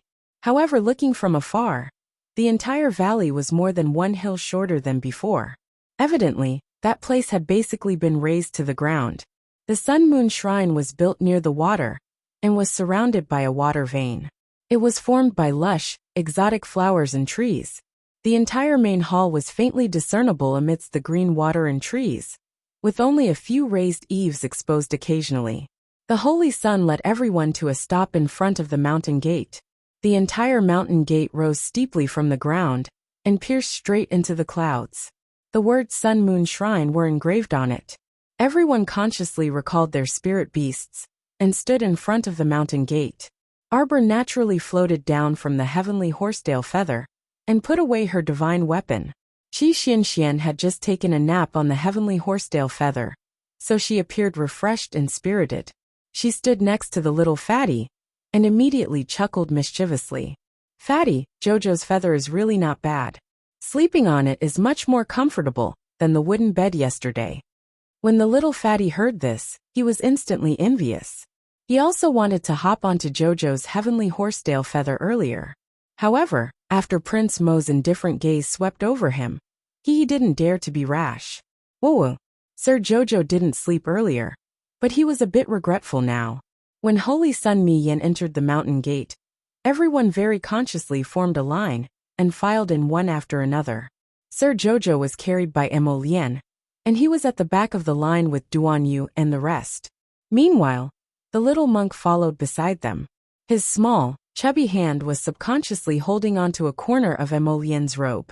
Kong Kong, you don't have a jade tablet to enter the secret realm. Qi Xianxian whispered to him. How about we have benefactress send you back after we've settled down? The little monk shook his head like a rattledrum. Sir Jojo looked down at him, feeling a bit exasperated. When this imp was on Paradise Planet, he played so enthusiastically with Xiao Shui and the rest. At that time, he didn't insist on staying with him. However, it would have been better if he hadn't seen her. The moment he saw her, he refused to let go. No matter what, he refused to go back to Paradise Planet to play. I'll let you follow me, but you have to be obedient. Arbor lowered his head and said, Don't talk to me all day long. The small monk's eyes lit up, and he nodded his head. Crown Prince Mo turned his head to meet her disapprovingly.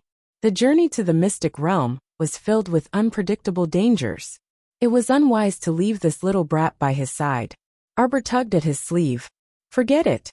Leaving him on Paradise Planet all day long will make him bored. I'll coax him first before letting him in. Prince Mo immediately felt a little sour in his heart. His little wife was too good to this little fat monk. She was simply raising him like a little son. The Crown Prince felt as if his position was being threatened. The one who came to welcome the Holy Sun was a middle-aged priest-like man called Taishan. Holy Sun Mi Yin was very respectful to him.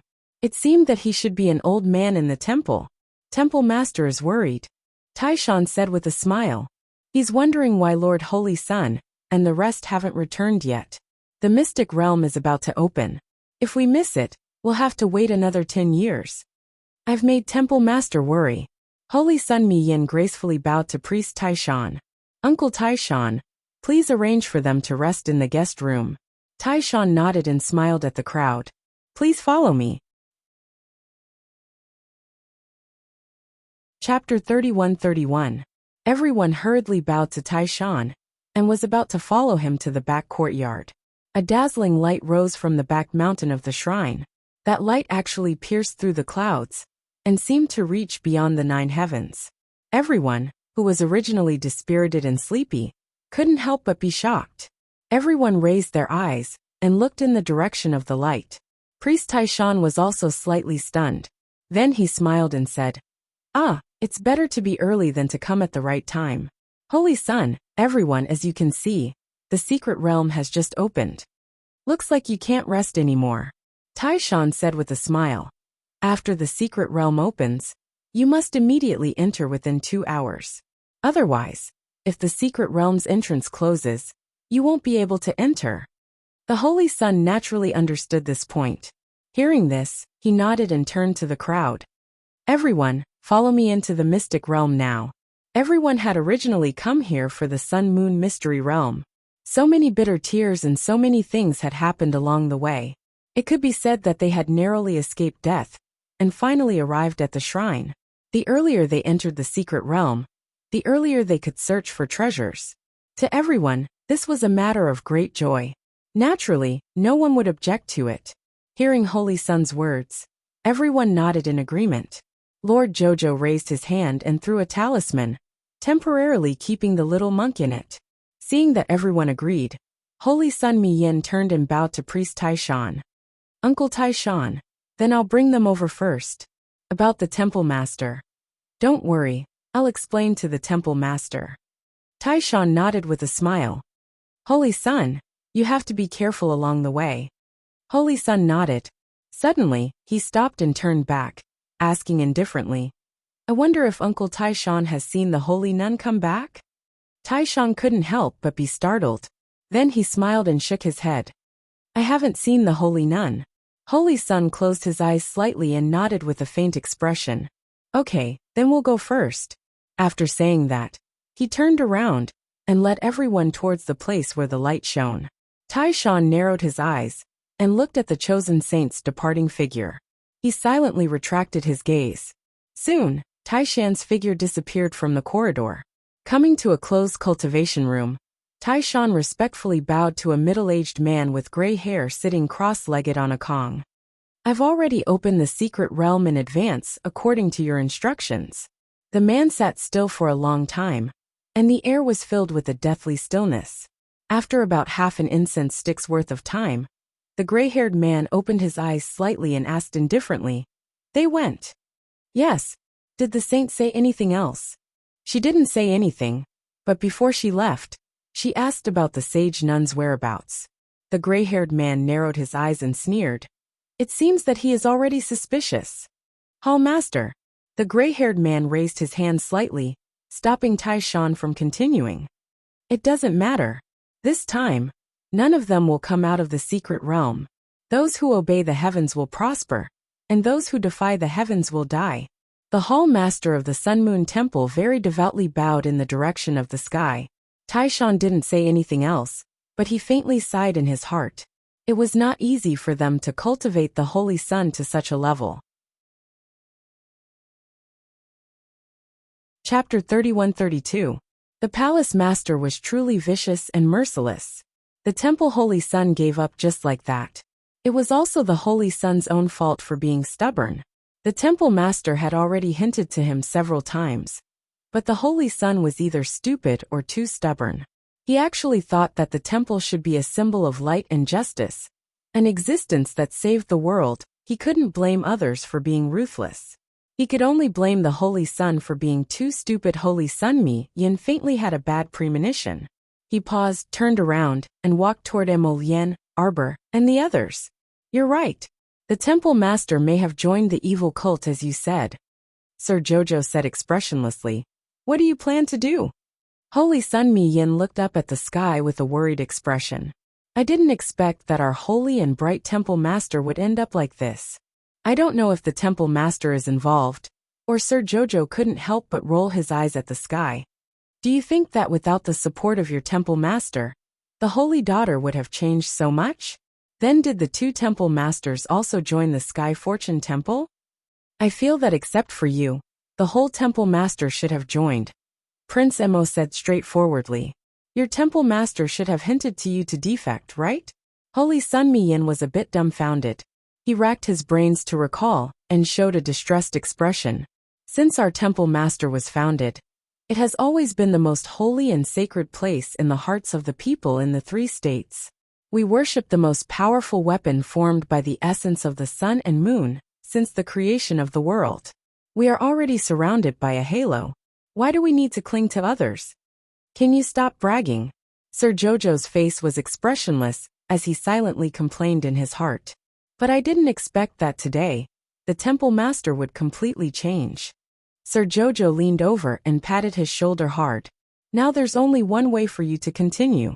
"What?" "Betray the Divine Hall."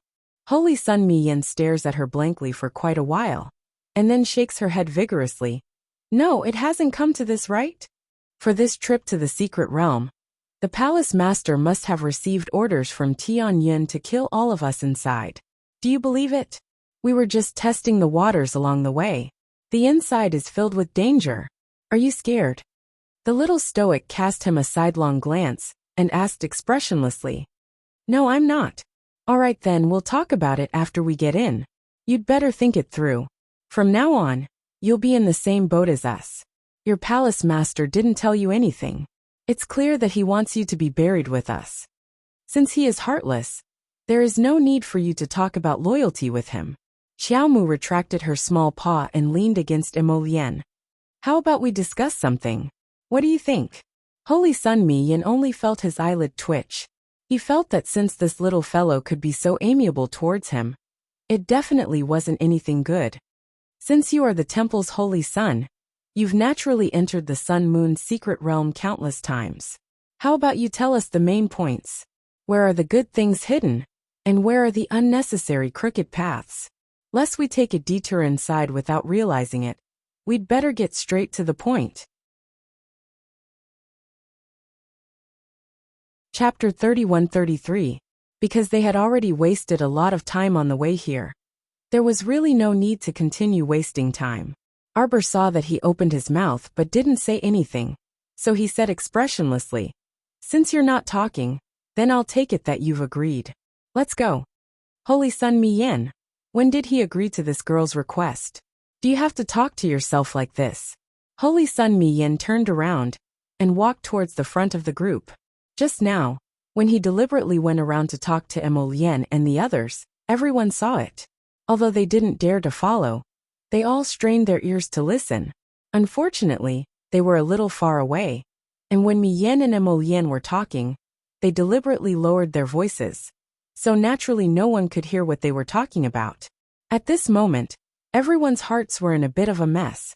That was because they were uncertain about the future, and their hearts were filled with a little bit of hesitation.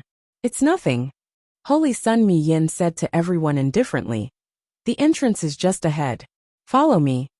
For some reason, his left eyelid kept twitching violently, and he had a feeling that this trip to the mystic realm wouldn't be too smooth. Holy Sun Mien took a deep breath and led everyone out of the rear hall of the shrine, coming to an area shrouded in holy light. At this moment, everyone couldn't help but be shocked by the strange scenery before them. In the light pillar, that mystic realm was like a fairyland suspended in midair, faintly emitting wisps of white light, which slowly rotated around the light pillar. Everyone raised their heads and couldn't help but cry out in surprise. That was a mystic realm. It really was like a fairyland on earth. Everyone's gaze circled around that light pillar, but they didn't find any place for them to go in. Holy Sun Mien saw everyone's doubts and couldn't help but smile. Here, he led everyone to a row of jade pillars carved with dragons and phoenixes.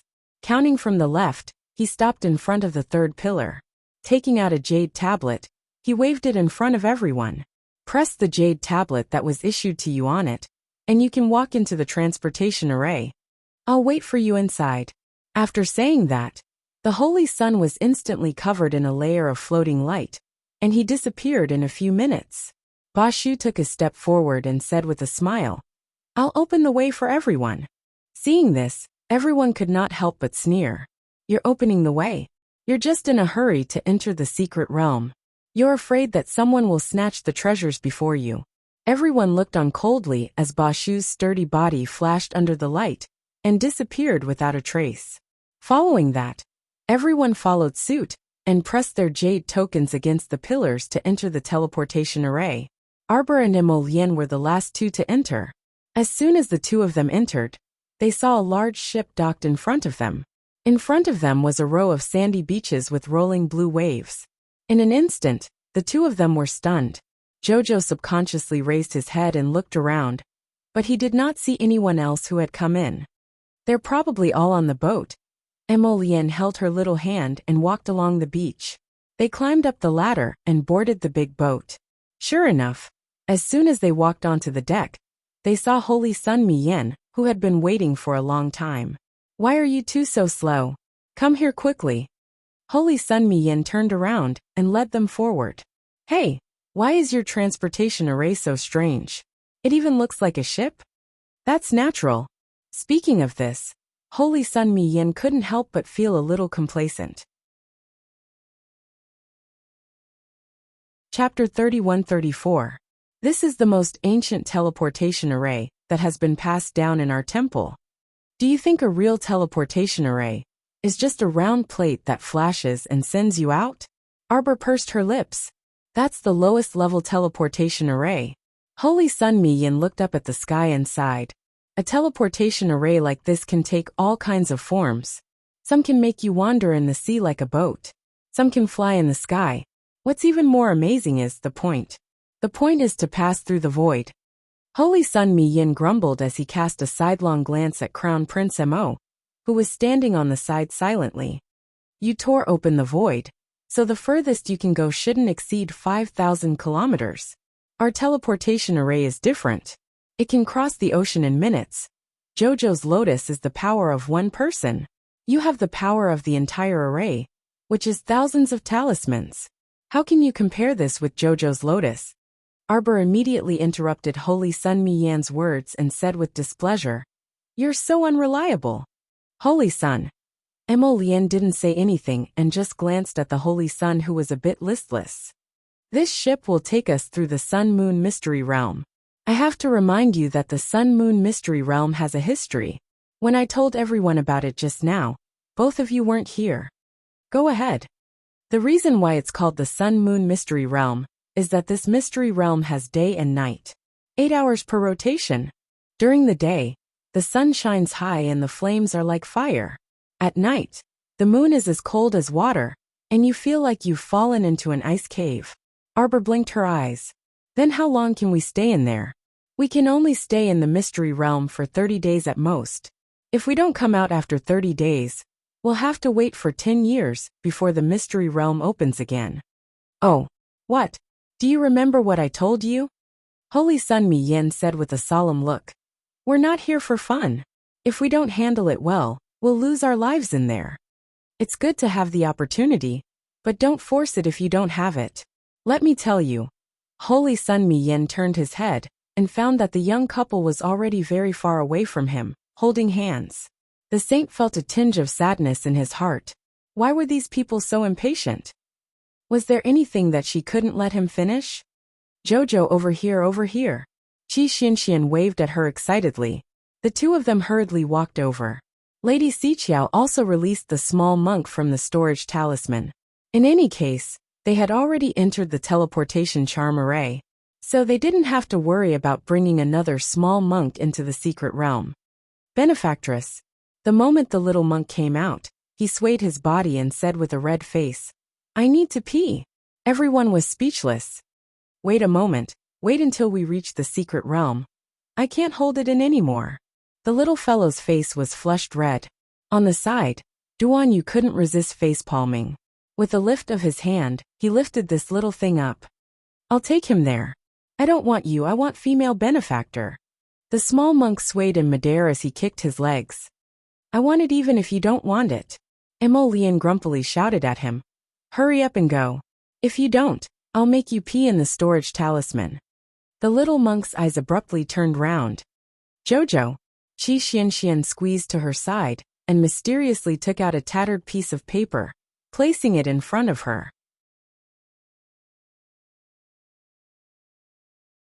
Chapter 31-35. Arbor suddenly felt a sense of déjà vu. This fellow seemed to have gotten a map from somewhere before and sneakily showed it to her. Little Fatty's eyes widened as he hurriedly said, Hey Xianxian, why did you buy a map again? Arbor's mouth twitched. She recalled that before these two fellows entered the top academy, they had been tricked by Mata and bought a fake map. Go away, what do you know? Qi Xianxian pushed little Fatty. This is a real map. Jojo, look, isn't this map very intricate? Let me tell you, it wasn't easy for me to snatch this map. After we enter the mystic realm, we'll follow this map. Arbor looked at her speechlessly for a while.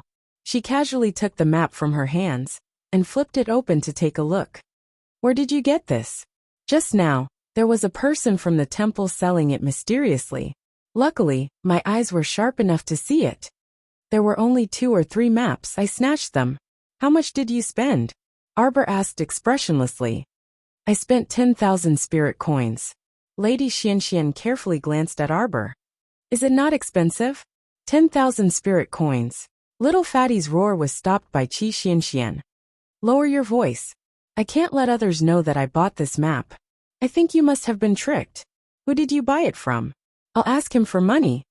Little Fatty's voice was once again stopped by Qi Xianxian. Xiaomu coughed lightly and folded the map that Qi Xianxian had brought over. She then handed it back to Qi Xianxian and said with a nod, Ask who bought it. Point out the person for me. Qi Xianxian felt guilty. She secretly pointed at a temple priest who was talking loudly with someone at the side of the fence. Arbor stood up. Qi Xianxian hurriedly reached out to pull her, but she broke free. Arbor stomped over, and little Fatty naturally followed behind her, rushing over together.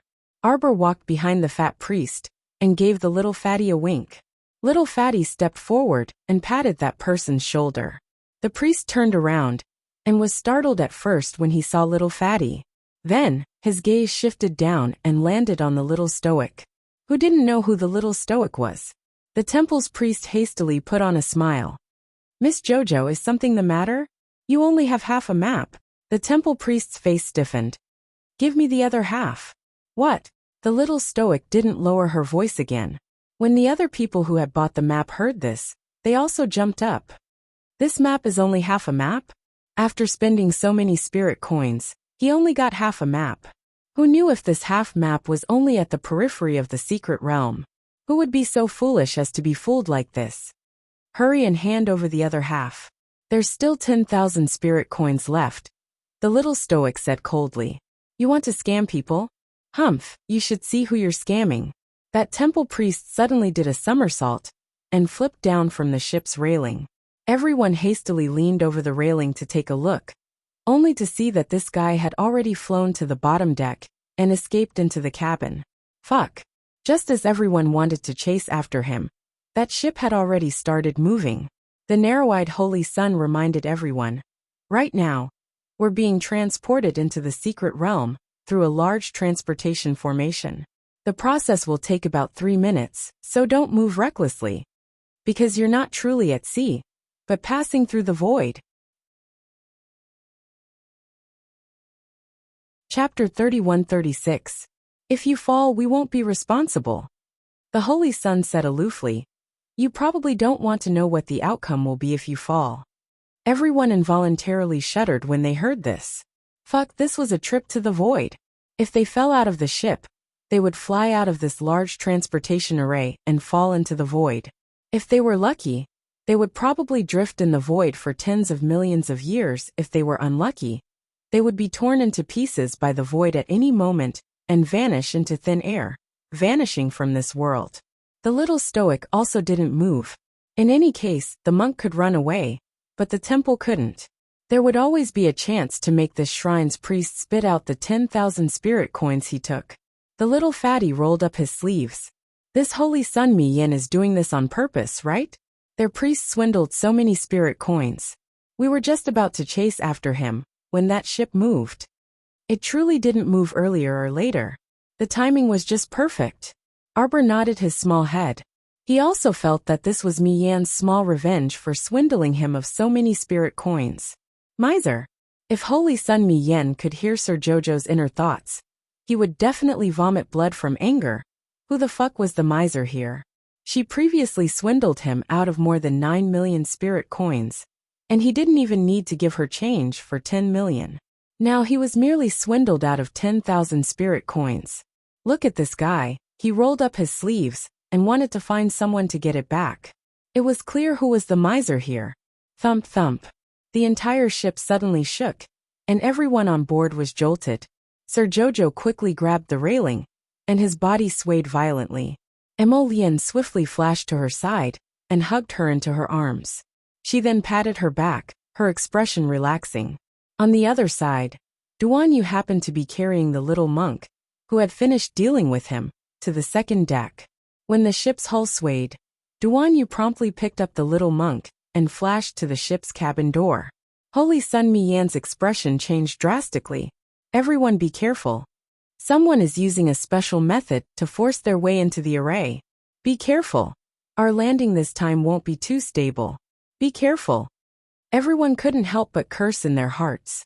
What the fuck? Could it be that this group of people were possessed by the god of bad luck? Why was it that every time they landed, there would always be some random situation? Attention everyone, we're about to pass through the void and enter the secret realm. Holy Sun Mi Yin roared. Everyone felt as if their faces were covered with a layer of water film, and their breathing stopped in an instant. However, this feeling of suffocation came and went as quickly as it came. It was as if his entire body had drilled through a layer of watery membrane. Suddenly, there was a sense of weightlessness. Almost at the same time, everyone screamed out in shock. Everyone tried their best to stabilize themselves in the air. But there were always two idiots who didn't have time to react and fell down. With a bang, he fell into the vast blue ocean. Arbor was held in Emolian's arms. Floating in the air, he looked down and saw that the blue ocean was a strange sea of flowers. Each flower was the size of a ball and was extremely large. Everyone was taken aback when those two idiots fell down. When they saw them drowning in the sea of flowers, they were also shocked. It was over. There was a sea of man-eating flowers below. They had just entered the secret realm and already lost two idiot teammates. Swoosh. Before everyone could finish their thoughts, they saw those two people flying into the sky. Chapter 31-37. Everyone heaved a sigh of relief in their hearts. Fortunately, this wasn't the worst ending yet. Those two idiots weren't stupid and jumped out of the man-eating flower sea. But they didn't expect that they didn't jump out. They were bounced out. This bounced over their heads then. With a bang, they fell down on all fours. Everyone. Whoosh. Bang. Whoosh. Bang. Sir Jojo's gaze followed the two idiots back and forth. He watched as the two of them jumped up and down, bouncing off the giant blue flower below them. They were sent flying for more than 100 feet, before finally turning into two small black dots. Ha ha ha ha ha.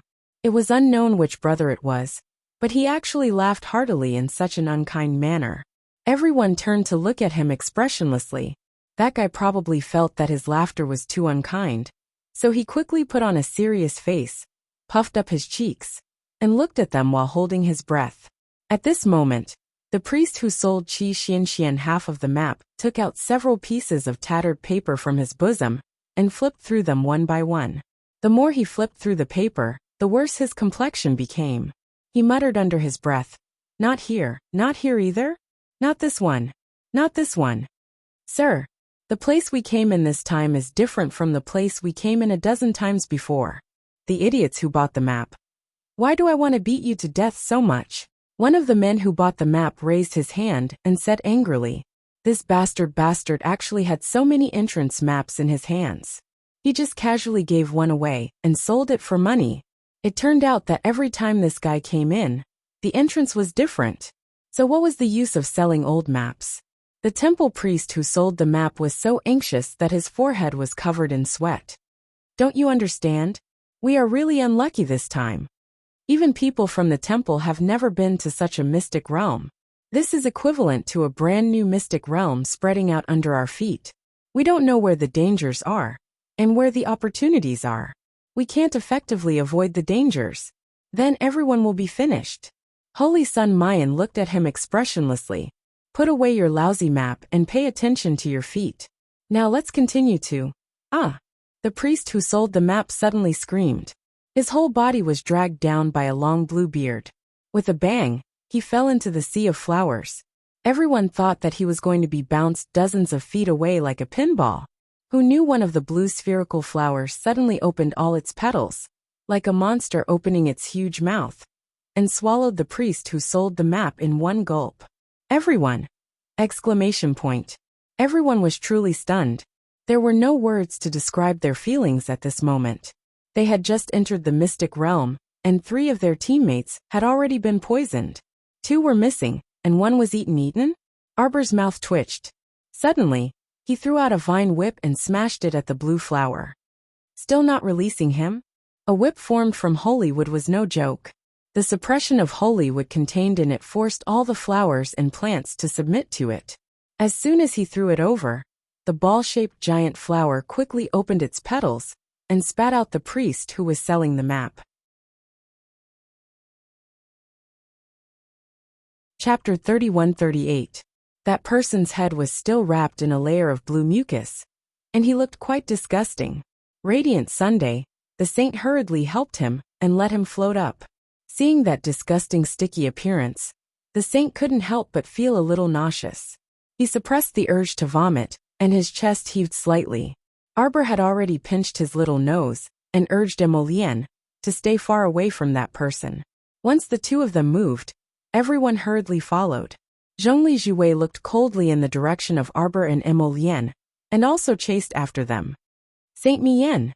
This Gu family's young master Guishuan seemed very quiet along the way, as if he didn't exist. Now that he spoke, everyone looked at him questioningly. Guishuan didn't mind and just asked Saint Mien indifferently, "May I know who those people who forced their way into the array are?" Holy Sun Mien frowned and shook his head. "I don't know. It's just that I'm guessing that they don't come with good intentions." The truth didn't allow him to ignore this problem.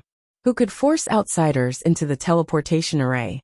Of course, it could only be someone like the temple manager, or more likely the temple master of the temple. Holy Sun Mien narrowed his eyes and sighed deeply. He looked up at the sea of blue flowers that stretched into the distance. Let's go ahead and take a look first. Anyway, everyone must be careful. Those people who forced their way into the array are definitely not on the same side as us. When everyone heard the saint's words, they all raised their guard. They thought that if they encountered those people who forced their way into the array, they shouldn't be the bird that sticks out first. They should observe the situation first. At this time, everyone was plotting their own schemes as they followed Emolien, who was leading the way at the front. At this moment, they already knew that the sea of blue flowers below would fling out long tentacles from time to drag people down. They just needed to pay attention to avoid them while floating in the air. The long tentacles didn't fling out very frequently. As long as they were careful, they could completely avoid them without touching them at all. In this manner, Emolien drifted above the blue sea of flowers for about half an incense stick's worth of time before stopping. Holy Sun Mi-yin also stopped with narrowed eyes.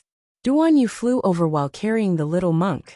He looked at Holy Sun Mi-yin with a spurious smile and asked, "Lord Holy Sun, what do we do now? There's clearly a barrier in the sky. We can't fly out of this area no matter how hard we try." Duan Yu said with a chuckle. "As long as we are floating, then we definitely won't be able to leave this sea of flowers." Emolien raised her slender brows and turned to look at Duan Yu with the little stoic in her arms. Although Holy Sun Mi-yin did not react as quickly as Emolien, it did not take him long to recover from Duan Yu's words. "Prince Chen, what do you mean?" Duan Yu looked at the flabbergasted and wide-eyed Holy Sun in amusement. "Yes." He nodded. "It's simply a disgrace to our culture." Holy Sun Mi-yin waved his hand righteously. "How can I, a Holy Sun, do this? Just like that? Like this?" As he spoke, he waved his right hand and cursed with a strange expression on his face. Sir Jojo expressionlessly looked at these three lunatics who were speaking in riddles. "Speak human. Benefactress Duan Yu's meaning is, we still have to go down and be ejected like those two idiots from before," the little monk said with his head raised. Chapter 31-39. Unless you get bounced off, you won't be able to leave this sea of flowers, even if you fly for 10,000 years. Sir Jojo's small mouth gaped into an O shape and only closed it after a while. She lowered her head and looked at the endless sea of flowers. So those two idiots who got bounced off just now actually found the correct path and left this mystic realm's entrance before them? Perhaps those two idiots were still secretly rejoicing in their hearts, laughing at them for not being able to cross over. Sir Jojo expressionlessly glanced at them. Then go down. What else could they do? Besides being bounced off, they couldn't find any other path to walk. Is this entrance set up like this? Arbor asked the Holy Sun again. Holy Sun Mi-yan's expression right now was extremely fascinating. He clearly didn't want to experience this bouncing process. But the problem was that according to Duan Yu's words, they couldn't cross without bouncing off. That priest who sold the map was following behind Sir Holy Sun, so he naturally heard everyone's heated discussion. At this moment, he steeled his heart and closed his eyes. With a resolute expression, he shouted at Sir Holy Sun, "Sir, I'll go first." Sir Jojo. That map seller rolled into that sea of flowers with a bang. And sure enough, he was bounced out very quickly. One bounce bounced half a day high, one bounce bounced far away. "Ah!" he screamed as he fell back in with a bang, and then bounced out again. This repeated many times until he was bounced far away, and everyone could no longer see his foolish figure. Holy Sun Mi-yan's handsome face had already turned green. Fuck, what kind of mystic realm entrance method was this? It was too bizarre. As everyone can see, you can only leave by bouncing off. The little monk expressionlessly explained from the side. Qi Xianxian and company also turned green as they looked down at that sea of flowers. Qin Zhou was about to jump down, but Qin Xian tugged at him with twitching lips. "We're not in a hurry. Let the others go first." Everyone's faces twitched. These words sounded weird no matter how they sounded. Moreover, the person playing at the front would make a fool of himself in front of a large group of people behind him. It would indeed be unsightly. Eldest young Master Qin was right. The further back one played, the more noble one's status would be. Like the Crown Prince or the Grand Prince, you can't let them play first, right? If the princes were to make a fool of themselves, the first thing they would do when they returned to the capital would be to kill all of them to silence them. All right. I'll let those who need it go first. Who knows?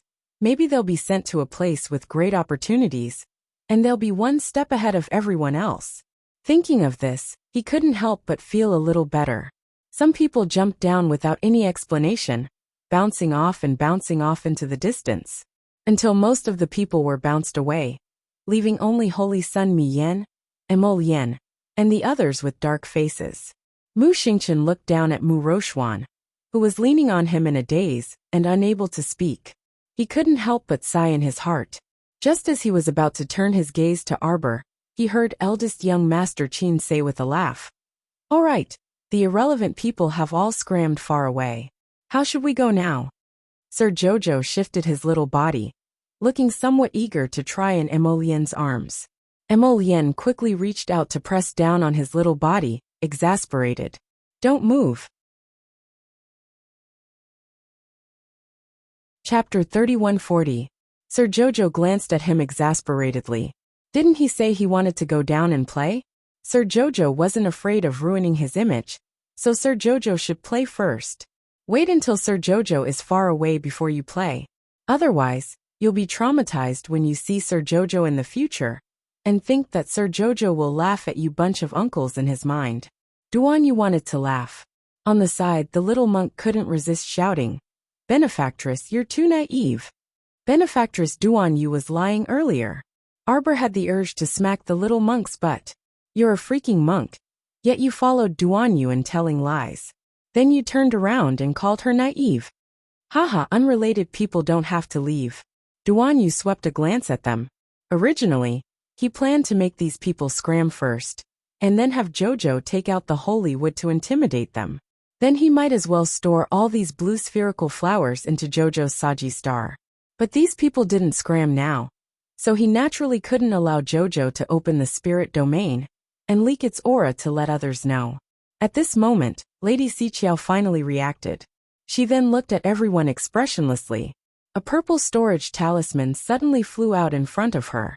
The little fellow silently chanted in her mind, "Qiuqiu, put away your underlings. Don't let them block the way here." A vine darted out from under her sleeve with a whoosh, and landed in the blue ocean, with a swish at lightning speed. Immediately afterward, everyone saw those huge blue spherical flowers tremble a few times before obediently lining up in rows. Then the storage talisman sucked in swaths of areas. These little blue flowers were actually quite docile. It could be seen from how they didn't easily attack people. If it was a bunch of berserk plants, Arbor really wouldn't be able to store them into the storage talisman first. After all, this wasn't her territory like the star domain. A mere storage talisman really couldn't subdue a bunch of berserk plants if it wasn't handled properly. Holy Sun Mi Yen stared at the little stoic flabbergasted. At this moment, he finally somewhat understood why the little stoic vehemently objected to the rule in the oath that one could only take one treasure from the mystic realm. Looking at her posture, it really felt like she was going to empty out the entire mystic realm. Everyone floated down from the sky. When Holy Sun Mi Yin came back to his senses, he turned to glare at Duanyu and exclaimed, "You punk, you actually deceived me. Didn't you just say that you have to bounce it over?" "When did I say that?" Duanyu calmly glanced at him. "Wasn't this what the child said? You actually believed the words of a child." Holy Sun Mi Yin.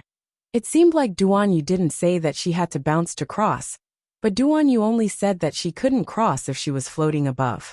Duanyu's true meaning was that she had to walk on the ground. It was obvious that Emolien understood what he meant, but she didn't say anything. She purposely misled the Holy Sun in the direction of the ricochet Duanyu. This swindler truly couldn't swindle anymore. The most ridiculous thing was that the little monk actually made up some nonsense and led everyone astray. This little monk was too good at bullshitting. Look at how many people he tricked like balls. Monks are merciful at heart, ah. No, you can't lie. Holy Sun Mi Yin pointed at the little monk in exasperation.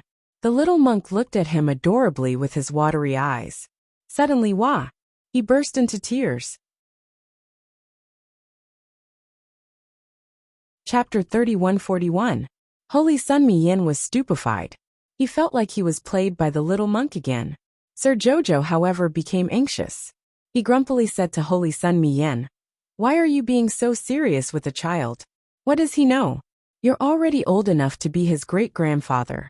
Of all the things you could do, you just had to make life difficult for a child. Holy Sun Miyan, fine, it's all his fault. Alright. Little monk, it's your great-grandfather's fault. Ha, don't cry. Everyone. Sir Jojo turned his little head. Hurry up and leave. Just as they were speaking, there were still a few people who were holding back. Seeing that the path ahead was cleared, they hurriedly abandoned their conversation and ran off first. Sir Jojo can't work for nothing. Qi Xianxian and company also hurriedly ran over at this moment. As they ran, they said, "Ayo, look at these people. They're going to snatch the treasure before us." Treasure? Where is the treasure? Treasure. Mu Rochuan was agitated by the word treasure. She weakly opened her eyes and turned her head to look at the path they came from. Only then did she realize that this place was actually not in the shrine anymore. This big brother, have we entered the mystic realm? A half-dead person actually still wants to snatch the treasure. Qi Xianxian mockingly smiled. She turned her head and said indifferently, "Don't throw your life away here." "What did you say?" Mu Rochuan stuttered as she shouted at Qi Xianxian. You actually dare to curse me? Don't talk nonsense with her." Arbor pulled Qi Xuanxuan's small arm.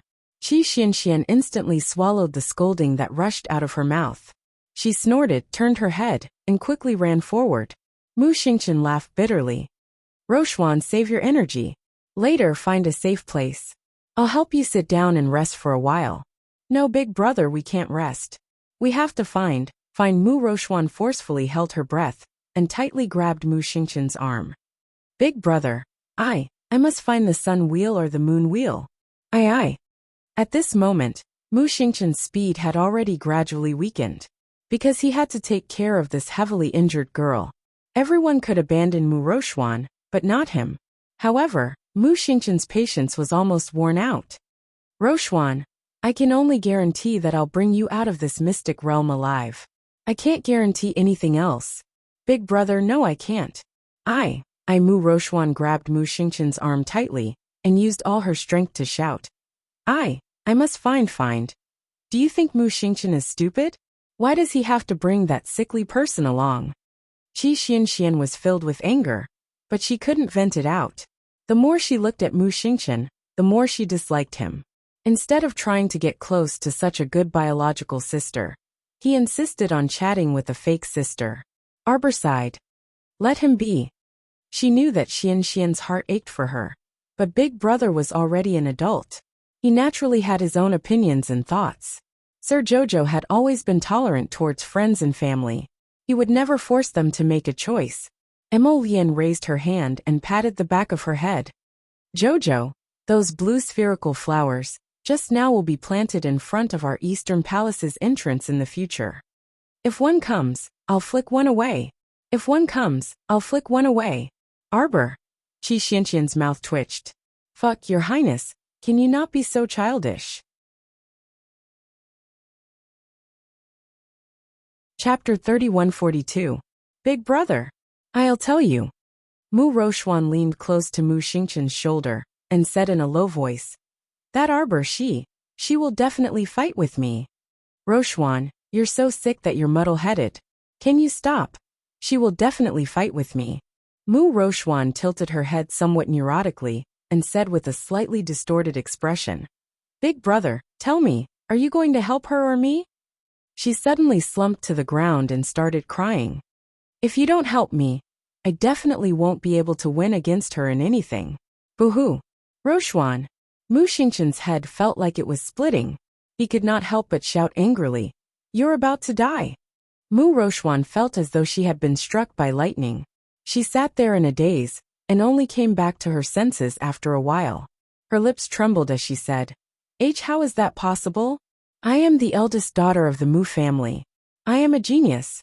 Genius, how can I die? The lightning energy in your body has never been removed. It has been wantonly destroying your Dantian's spiritual ruin realm. Your spiritual ruin realm is about to completely shatter.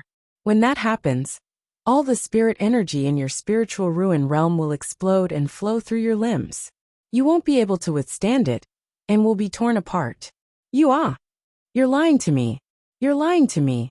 Mu Rochuan mustered a strength from somewhere and pushed her brother, Mu Xingqian, to the ground. Mu Xingqian was shocked and quickly said, Rochuan, don't be agitated. You, liar, you're all lying to me. You're all lying to me. Ah, how can I die? I won't die, I won't. She stumbled forward and fell to the ground. Then, she immediately sat up and ran into the distance. Mu Xingqian hurriedly got up and wanted to chase after her, but after a few steps, he realized that the scenery in front of him had changed. He was in another scene. His heart skipped a beat as he thought to himself, this is bad.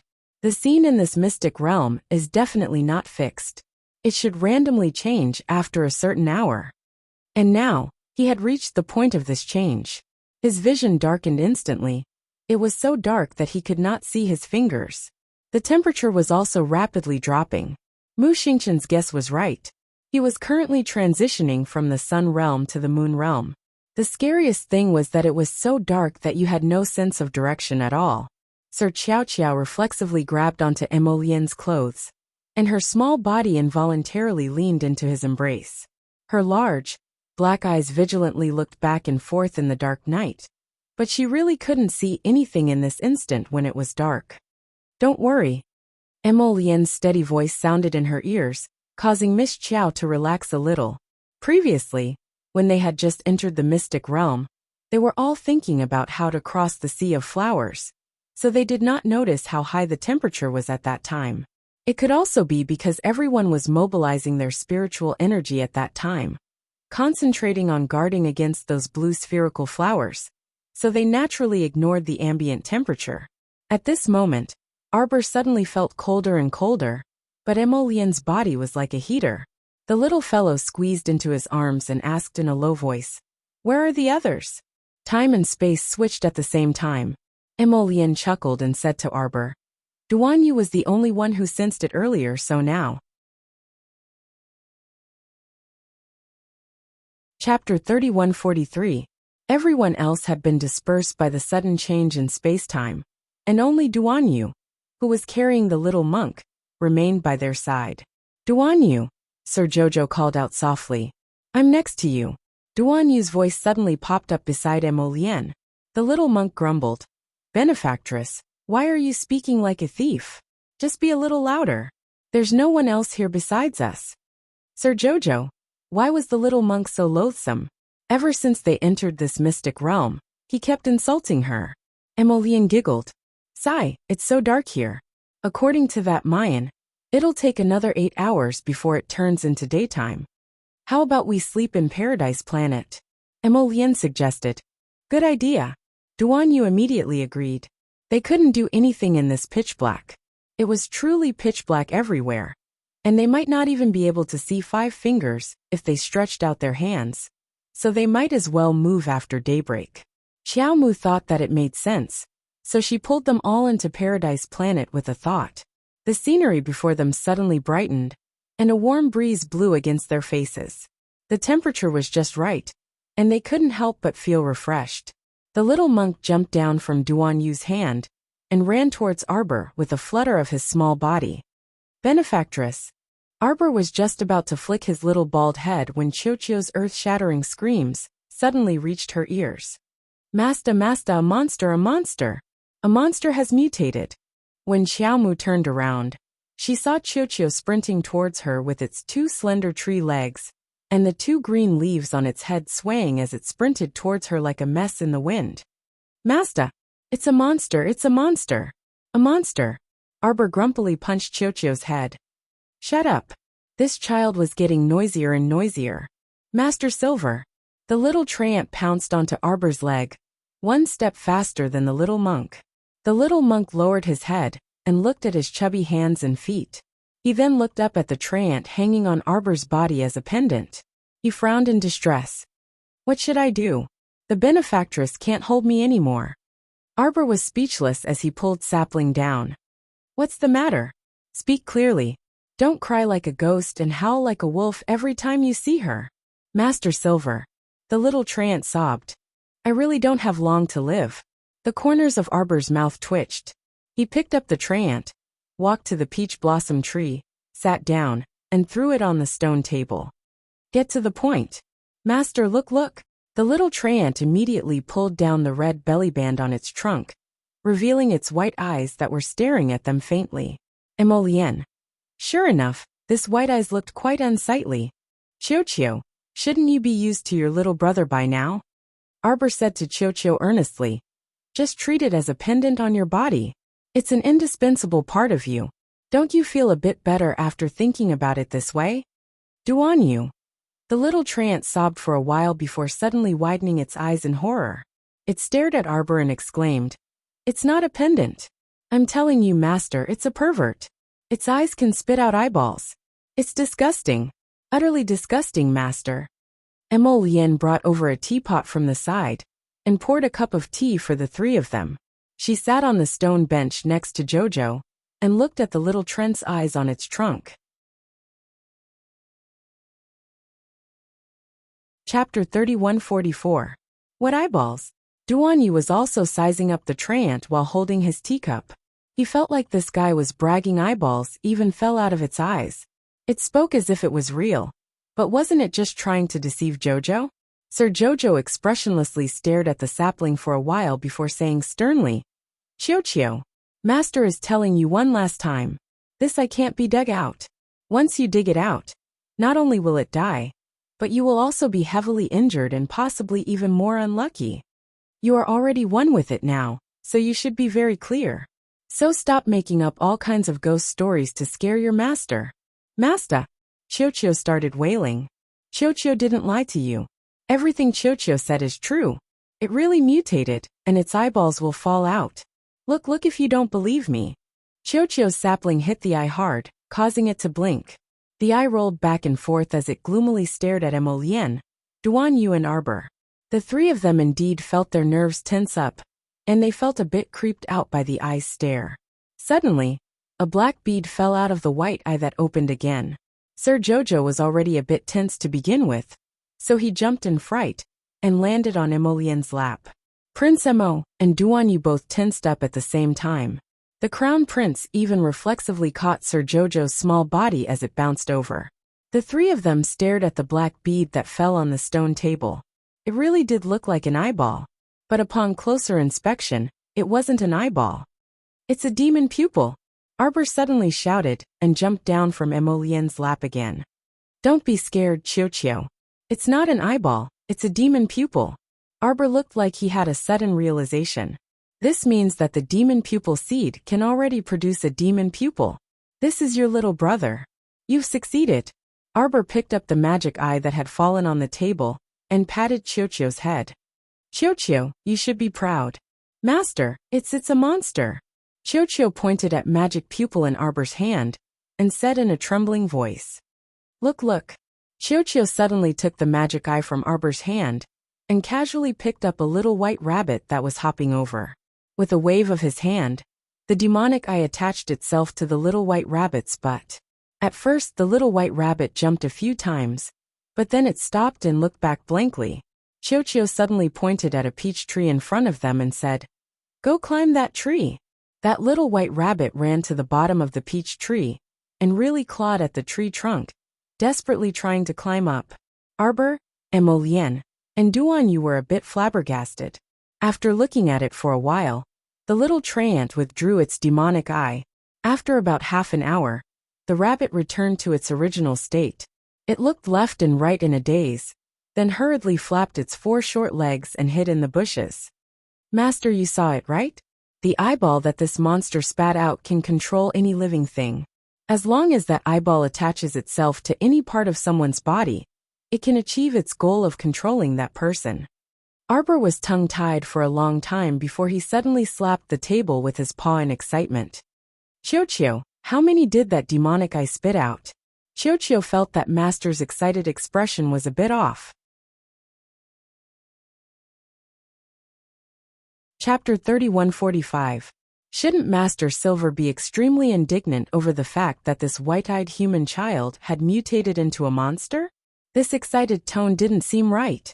The little tree ant looked at its little master in shock. Master Silver, why you want these eyeballs? Yes. Hurry up and bring them over. Bring them all over. I buried them under the tree. The little treant ran to a peach tree with a bitter expression. It got a small shovel from somewhere and began shoveling the soil as it muttered. Master, I advise you not to collect these eyeballs. Don't you think they look very creepy? Arbor couldn't be bothered with the little treant and urged, Stop dawdling. Hurry up and dig them out. The little treant dug until it jumped into the deep pit and continued shoveling the soil, throwing handfuls of soil out of the hole. Arbor was speechless. Just how much do you despise these demonic pupils that you would bury them so deeply? After less than an hour, the little treant, who was so busy that its eyes were staring blankly, stood in front of Qiao Mu with a dispirited expression. It blinked its beady black eyes and hugged a medium-sized square box. Come, let Master see how many demon eyes you've collected. It's disgusting, Master. You'd better not look. What's there to be afraid of? These aren't real eyeballs. Arbor glanced at the little treant nonchalantly and opened the box. The box full of black eyeballs seemed to stare straight at them just like that.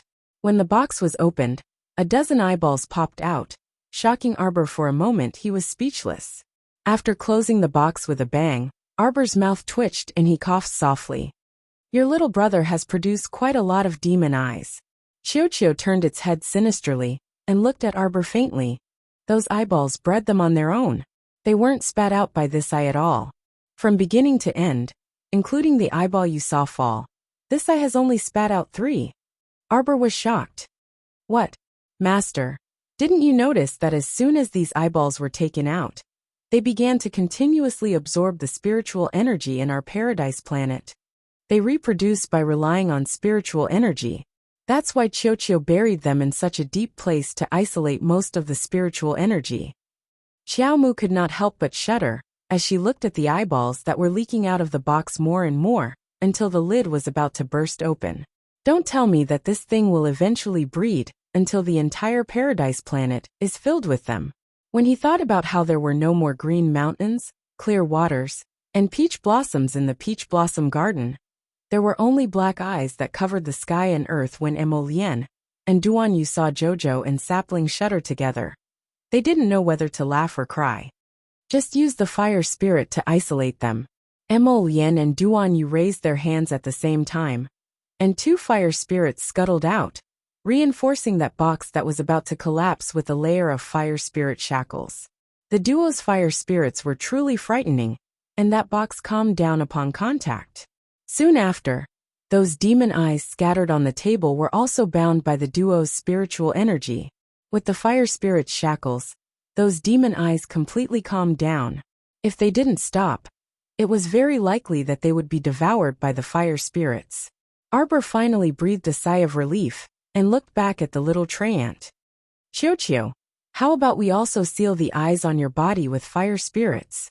Qiao immediately revealed a horrified expression. Chapter 3146. Oh my little master, please let Qiao off. It was too frightening.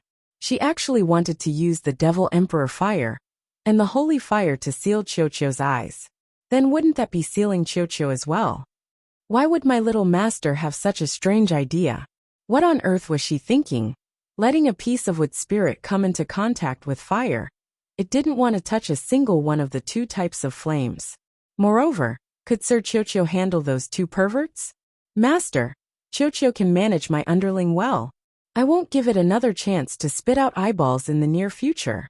Don't worry, I guarantee I'll complete my supervision mission. What's wrong with it? The little stoic was a bit perplexed when she saw Qiao pick up the red doo-doo and hastily wrap it around itself before flipping off the table and running off crookedly in terror. I think Qiao was probably frightened by you, Duan Yu said conscientiously as he set down his teacup. Sir Jojo was puzzled. What did I frighten it about? Qiao. She called Qiao's name and pulled the little monk over before strolling in the direction Qiao had fled. She wanted to let Qiao know that little master loved Qiao. She and Qiao were probably just lacking in communication. Emolien helplessly watched the little fellow's departing figure before looking down at the table full of black beads. She picked up one and lightly flicked it with her finger. You can control any living thing. He muttered softly before saying, Guess, can it control a blade of grass or a tree? Duan Yu smiled. I guess your idea is going to ascend to the heavens. Emolian chuckled. It's pretty good. How about I pack a bag for you? Duan Yu raised his brows. That's fine too. Emolian shot the eyeball bullet out of the star domain, and then glanced at Duan Yu. Guess what I saw? His finger moved, and he used spiritual energy to circle a scene that resembled flowing water. Duan Yu tilted his head to look, and saw a furtive figure walking over from nearby amidst the darkness. After looking around for a while, he suddenly turned his head, and looked behind him vigilantly.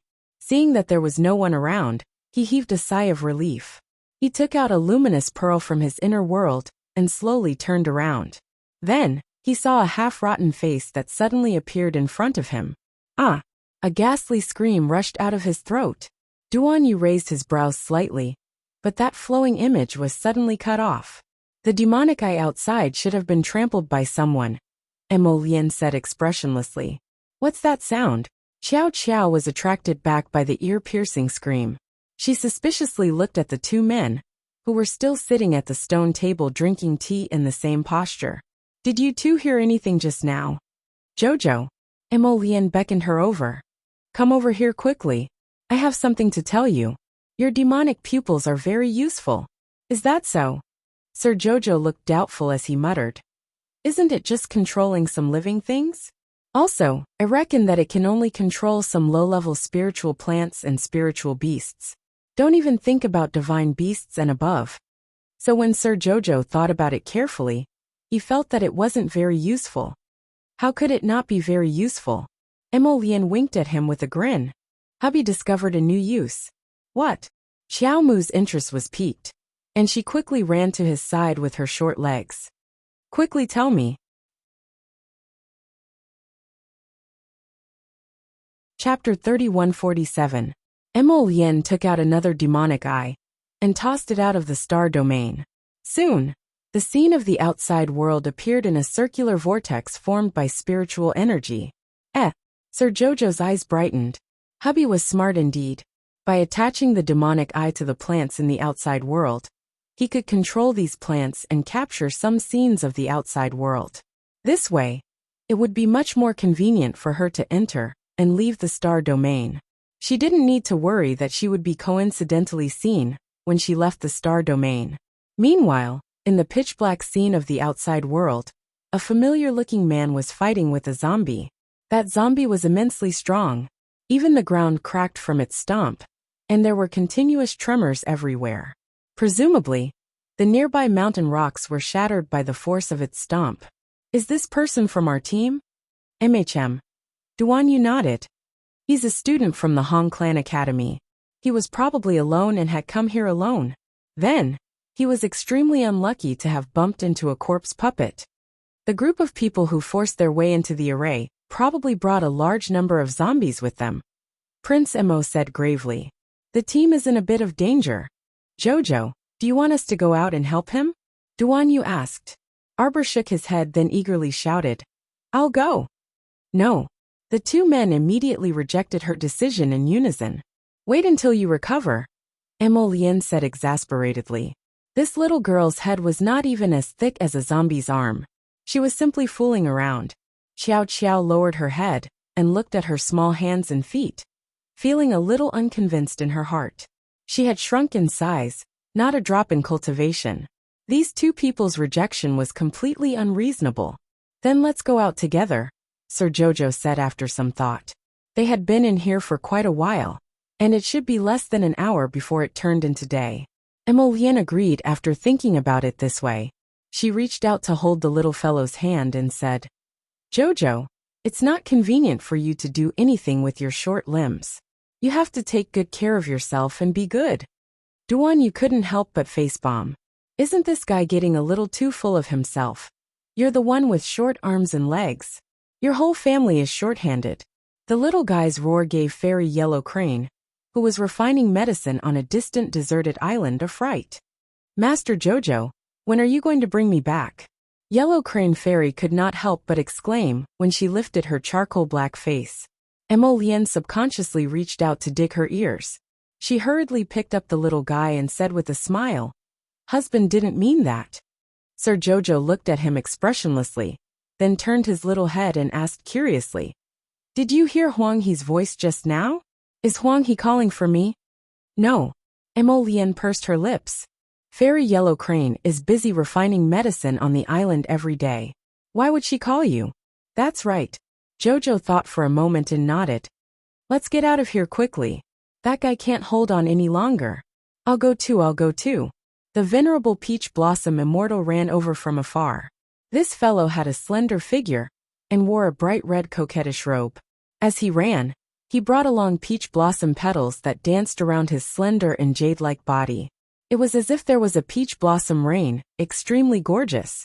Sir Jojo instantly felt that it was an eyesore. Chapter 3148. Emolian felt even more stifled, especially when he saw the little fellow staring unblinkingly at that guy. He quickly turned his wifey's head back to face him. "Hubby looks better in red than him." Sir Jojo's stoic face was unperturbed as he suddenly said, "I know." The venerable Peach Blossom Immortal had already flown to the two people's side. When he heard this, he was amused and raised his hand to snatch Sir Jojo from Emolian's arms. "Little ass, what do you know? Let this venerable tell you. Even if I claim to be number 2 in the world when I wear red, no one dares to claim to be number 1 in the world." Duan Yu truly couldn't bear to listen any longer. He silently walked to the side and said, "I'll go out first." "What's he doing?" The venerable Peach Blossom Immortal blinked and turned to look at Duan Yu's back. He even paused in his attempt to snatch Sir Jojo from Emolian. "Disgusted by you." Emolian quickly dodged his hand and left Paradise Planet with Duan Yu in a flash. As soon as they came out, a putrid stench assailed their nostrils. It was so dark that they couldn't see their own fingers. They heard the Hong Clan Academy's student shriek, and immediately after, they saw a cluster of silvery white flames ignite. It bounced onto the zombie's head with a whoosh, and also illuminated the area for a split second. At this moment, everyone could clearly see the situation around them. 2 zombies were currently hiding in the dark, drooling. As for the zombie that was fighting with the Hong Clan Academy student, half of its head had already been burned away. That Hong Clan Academy student was currently sitting on the ground, with a ghastly pale complexion. Arbor's gaze quickly swept over him. He only nodded when he saw that he wasn't injured. The venerable Peach Blossom Immortal stretched out his hand. While Emolian was looking at the students from the Hong Family Academy, he snatched Sir Jojo and carried him over. Then he waved at Emolian and said, Go. Hurry up and deal with the other 2. Don't let them come over and discuss Jojo." Emolian was extremely speechless. She looked at her empty hands, then turned back to look at Duan Yu, who was already fighting with 2 zombies. She couldn't be bothered to say anything to this rotten peach blossom, and flashed to Duan Yu's side. Sir Jojo was using his divine sense to observe the surroundings. Because it was too dark for words, he could not see anything clearly with his eyes. "Jojo, what are you looking at?" The venerable Peach Blossom Immortal looked down at her in amusement. This little thing reminded him of the crybaby queen that Guanzhong had raised in the Tower of Punishment. Sir Jojo snorted and retracted his divine sense. Just as he was about to speak, he felt a sense of danger. Peach, before she could warn him, she felt that the venerable Peach Blossom Immortal had already quickly shifted his position with her in his arms. As he turned around, a crimson man-eating flower abruptly emerged behind them. With a crunch, it viciously gnawed on the zombie that wanted to sneak attack them, including its skin and bones. TSK, there are still 2 hidden here. With a flick of the venerable Peach Blossom Immortal's wrist, Arbor saw a wisp of green light in the darkness and flung it over at lightning speed. After 2 hisses, the roars of the zombies could be heard from the darkness. Then the venerable Peach Blossom Immortal's wrist tightened, tightening the 2 vines that were restraining the zombies. The furious roars of the 2 corpse puppets weakened bit by bit until they finally stopped completely. Chapter 3149. Only the Hong Clan Academy student's heavy panting could be heard in the darkness. It was evident that he was terribly frightened. Emolian and Duan Yu had already returned to their side at this time. And they suddenly said in unison, "Be careful, time and space are about to change." 3 figures flashed at the same time. Although the Hong Clan Academy student who was sitting paralyzed on the ground didn't know what was about to happen, his desire to live was still instinctive. He rolled on the ground and crawled in the direction of Duan Yu and Emmelien's voices. At the same time, the light of day gradually appeared in front of him, and his vision gradually turned from blurry to clear. This scene of night and day alternating was clearly seen by everyone. The Hong Clan Academy student couldn't help but gasp. It was only now that he could clearly see that this day and night alternation caused the entire space of the mystic realm to turn upside down. During this slow rotation, all living things that came into contact with the boundary between the Sun realm and the Moon realm would be crushed into ashes by a powerful force.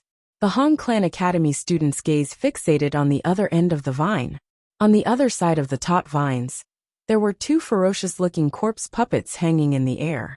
As the Sun-Moon mystery realm intersected with each other, their bodies were slowly squeezed into transparent pieces at the intersection point. Then they disappeared completely. That student only felt his legs turn to jelly, and he didn't even have the strength to stand up. He sat there in a daze, stupefied as he stared at this scene of sun and moon alternation. He completely didn't realize that he was also being inverted by the Sun-Moon mystic realm.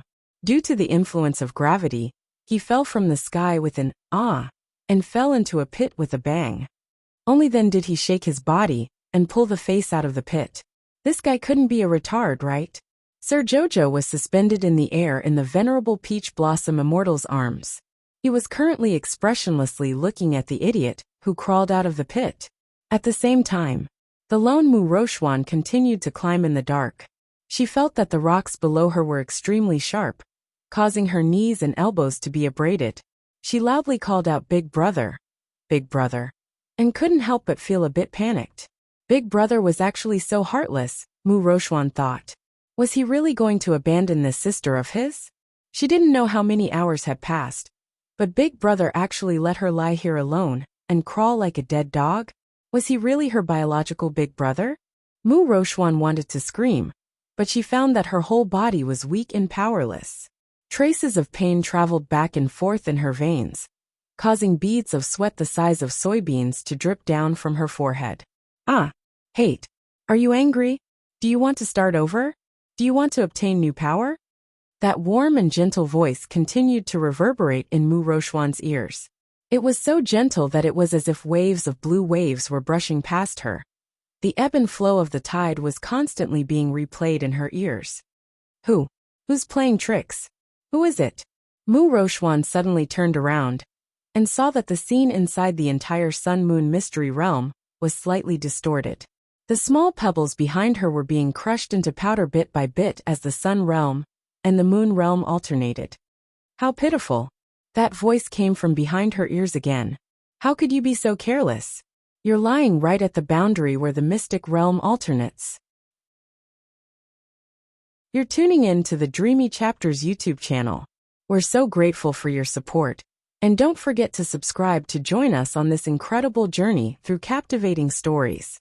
Your generosity through donations truly makes a world of difference, as it's the primary source of revenue that allows me to expand and enhance this channel for you.